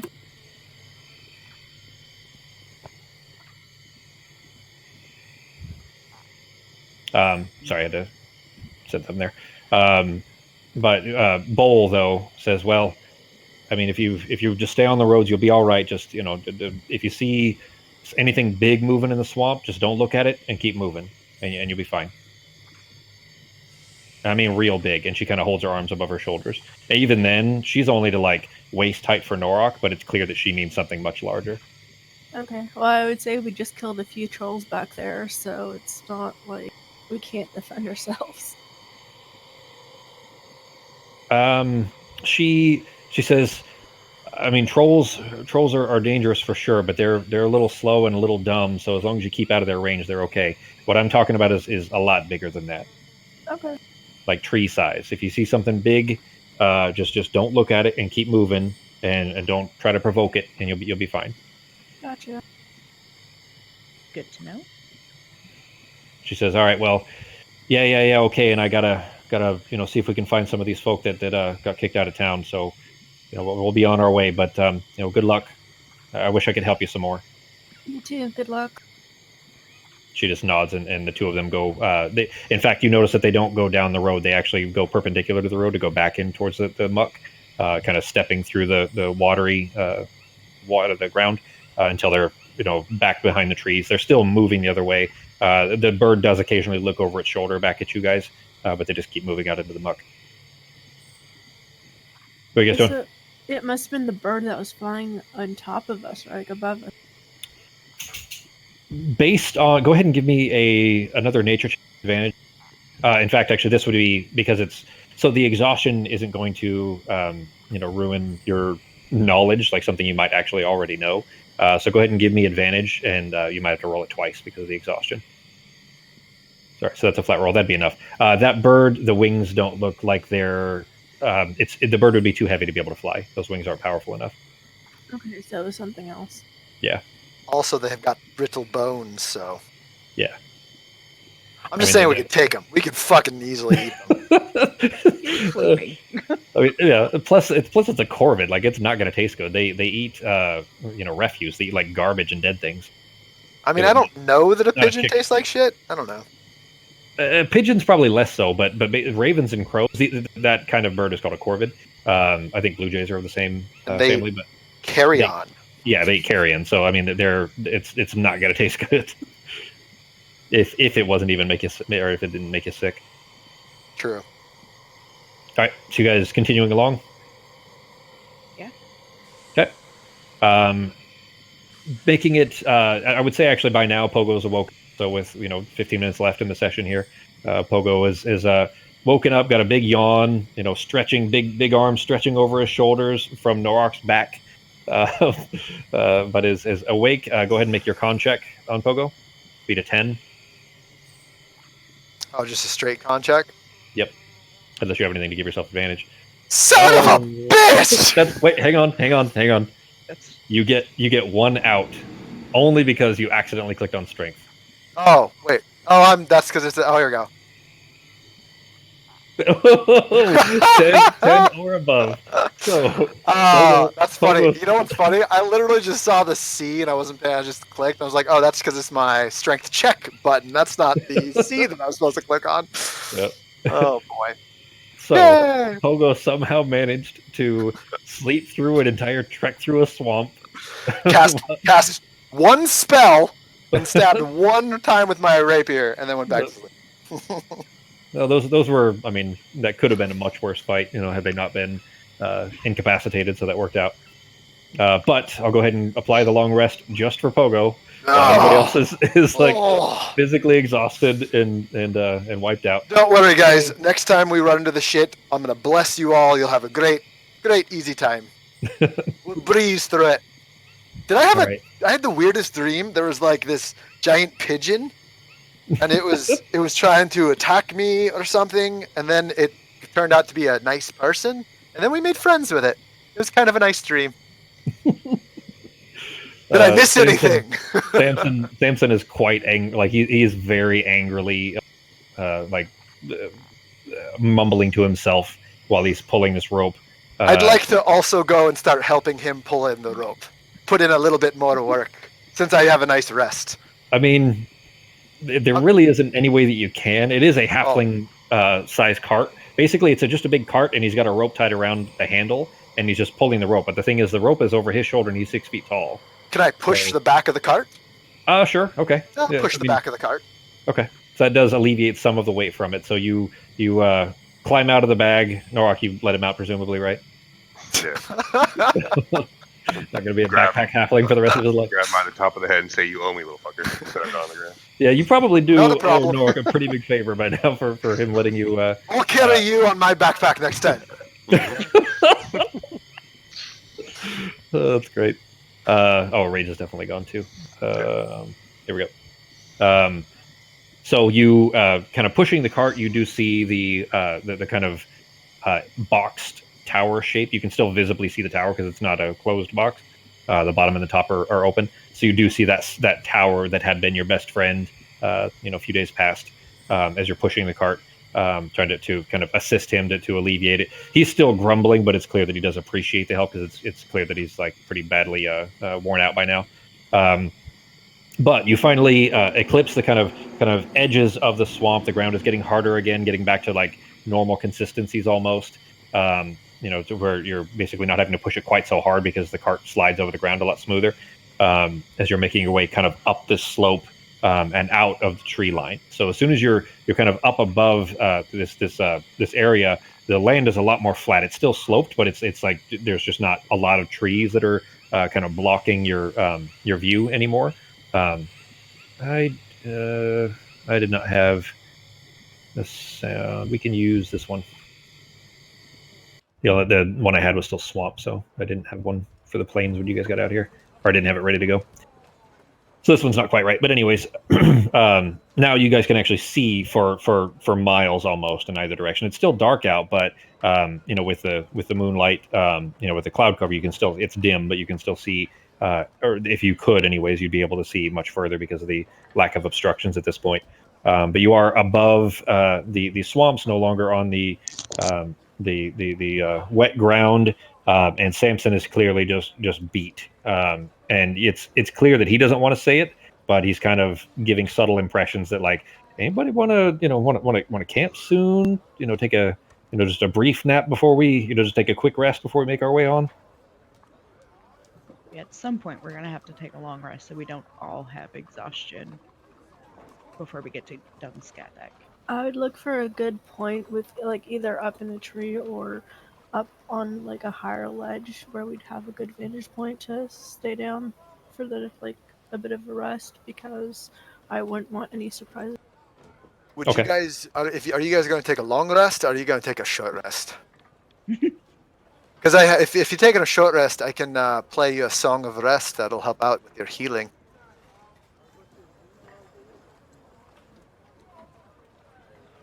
It's up to you. That's it. How much longer do we have till we reach Dunskathak? Like a day and a half? You were probably at 36 hours, maybe 40 hours, depending on. Well, here's the thing. Arteme drew a map of where the secret entrance is, but I guess Becky and Fox and Ben, do you guys remember where that entrance is in relation to where Dunskathak? Basically, if you were looking at a map of Dunskathak, where would the entrance be? Do you remember? No. I'm pretty sure It's- I wrote it in my notes somewhere. So You know- it's what's that? I was just going to say, if we all take you could take a short rest, and then Serafina could go in the backpack and try to get a same rest that I got, if you feel like it. So you're just volunteering Norik to I'm just carry saying. the thing all the Well, time? if it's something that might help, if we don't have the time, that'll at least maybe help one of you out. And then we could take does short rest help with exhaustion at all? No. No. Oh, that's Yeah, a bummer. you need long rest for exhaustion and to get spell slots back. Arteme has a thing that she can get spell slots back on a short rest. Becky, sorcery points are just long rest, right? They're not short rest. Let me double check here. They are spellcasting long rest. You regain all spent sorcery. Yeah, long rest. So that won't help your sorcery points or your spell slots. Yeah, Arteme can get back 3 levels worth of spell slots. So like 3 level 1 slots, or 1 level 2, 2 level 1s, or 1 level 3. So she can get back a couple on a short rest, but not much. Norik, how many rages do you use? You got 1 left? Okay. Yeah. And you used your Tribal Fury. So, I mean, you guys could take care of the healing. Pogo's Song of Rest will basically heal you a little bit during a short rest, so it would take care of that without having to spend your hit dice for it. Right. But to get resources back, that's up to you guys. Samson is clear. It's clear that he knows you guys should keep moving, but he really needs the rest as well because he's also exhausted. So he's not going to argue if you guys want to take a long rest because he knows everybody's pretty beat. Because it's either we take a long rest here and then get there and then have to try and take a long rest in the middle of fighting, or we take a long rest here and refresh, get refreshed so that there once we get there in the middle of a battle, we won't be as. Yeah. That's the Yeah. issue. Like for me, a long rest is like 4 hours because I just go into a trance. For you, So yes. For you Yeah. guys, for them, it's about 8 hours, which is the issue. Because if it was just like a long rest for if we were grouping elves and we only had to trance, then we'd be on our way in 4 hours. Does Samson look like he needs a long rest, or would a short rest do for Samson? He's also has 1 level of exhaustion, and if you guys here's the thing, by the way, if you guys don't okay, without this is not coming from Samson, this is coming from the DM, and then you guys as the players have to decide what you want to do. If you do not sleep, you'll have another level of exhaustion from not sleeping. Ooh, I mean, We can't. not we Pogo, cannot do that. not Pogo. Yeah, you guys would all be at level 2 of exhaustion, which means half movement speed. Attacks too, right? Yeah, actually, I don't remember if level 2 is half movement speed, but it's definitely attacks at disadvantage. Let me pull it up on my DM screen real quick. Too bad we're not level 8. What do you get at 8? Nothing. It's because I'd be able to change into like a cute little fox, curl up with Sai, and just like transfer 4 hours before I revert. Well, you can do that already. No, I can't. I Oh, can you only used stay your- in beast shape for 3 hours. Yeah, that's right. Okay. So level 2 would be half speed. So level 3 is level 3 exhaustion is disadvantage on attack rolls. Okay, so definitely the long rest. Yeah. I mean, Really? if we need to have it, we need to have it. Because I'll I'll keep watch. Yeah. Yeah. That's so nice of you. It's, You're welcome. such a selfless choice to give watch. Yeah, Pogo's not exactly the least selfish person in the world. All right, then Samson says, well, then I guess it's decided. But I mean, we definitely need it. But keep in mind that as soon as now that we're up out of the bog, not only are we more visible, but we know that the Vabian Legion are all around out here, and it will very quickly could get overrun or spotted by a patrol. So we're going to need to. Could Pogo borrow the broom to keep watch so he can kind of stay up above and see more of the area around? If you can keep it from trying to cuddle with me while I sleep, go right ahead. I mean, I'll do my best. I'll sweet talk it or something. See if it starts trying to cuddle with Pogo. All right. Okay, then you guys are setting up camp. Yeah. All right. Then in that case, let's. And I forgot to write down where exactly the secret entrance was. So I'm gonna go. I'll just go ahead and. Well, Samson, you guys I thought don't you know were if he knows, but sharing a Samson knows. map on it in Discord. That's why I never like tried drawing a map because I suck at. Oh no, but actually, well, oh, I forgot to guys too. Next week I'll have to work Saturday night next week, so it'll be the 12th when we can play again. But you guys will have a map then of the region around it. But where the secret entrance is outside of it's a 10-minute walk outside of the walls of Dunscathach, but it's to the northeast, which means that not only do you have to go to Dunscathach, but you have to go around to the northeast of it. You guys are coming from the southwest, or you'll be coming from the west, basically. So you have to go around to the far side of it. And since you guys all know this already, that you know that Dunscathach is currently surrounded by 50,000 troops, that you're going to have to go We can take 'em! around them. I mean, you can't go. It's not like you can go through the middle of them, right? So you're going to far around. Hopefully, well, up to you guys how you want to handle that. But presumably, you'd be going, to give them wide enough berth for them not to see you, to go far enough around to get to the other side. Meaning, you're probably looking at about 40 hours or so left until you get there. I'm just wondering, do we have to get past them to use whatever's in the box, or do we not? Like, I still don't really know what the game plan is for whatever's in this box. Samson says, yeah, it's not even just past them. We actually have to get to, well, really we have to get to Pepperjack and as many circle mages as could have pulled. So hopefully he's got enough there that we can, start the process immediately, but we have to get this to the squad mages that are there. And as hopefully there's enough of them that they can actually utilize this. I mean, the end goal, if we're successful, is this will summon strong enough fortifications that we can hold out. All right. Wait, you said that there's another place we could take a rest? Is that what you're saying? Or you're saying we have to go like a long way around to the end? No, yeah. So basically, you guys have about 40 hours from now, so you'll sleep for 8 hours of that if you're going to for your long rest. But no, the secret entrance into Dunscathach, which without having to wade through all the troops, is to the northeast of the fort. Okay. So you basically have to go around all the bad guys. Okay, we'll just try and sneak around.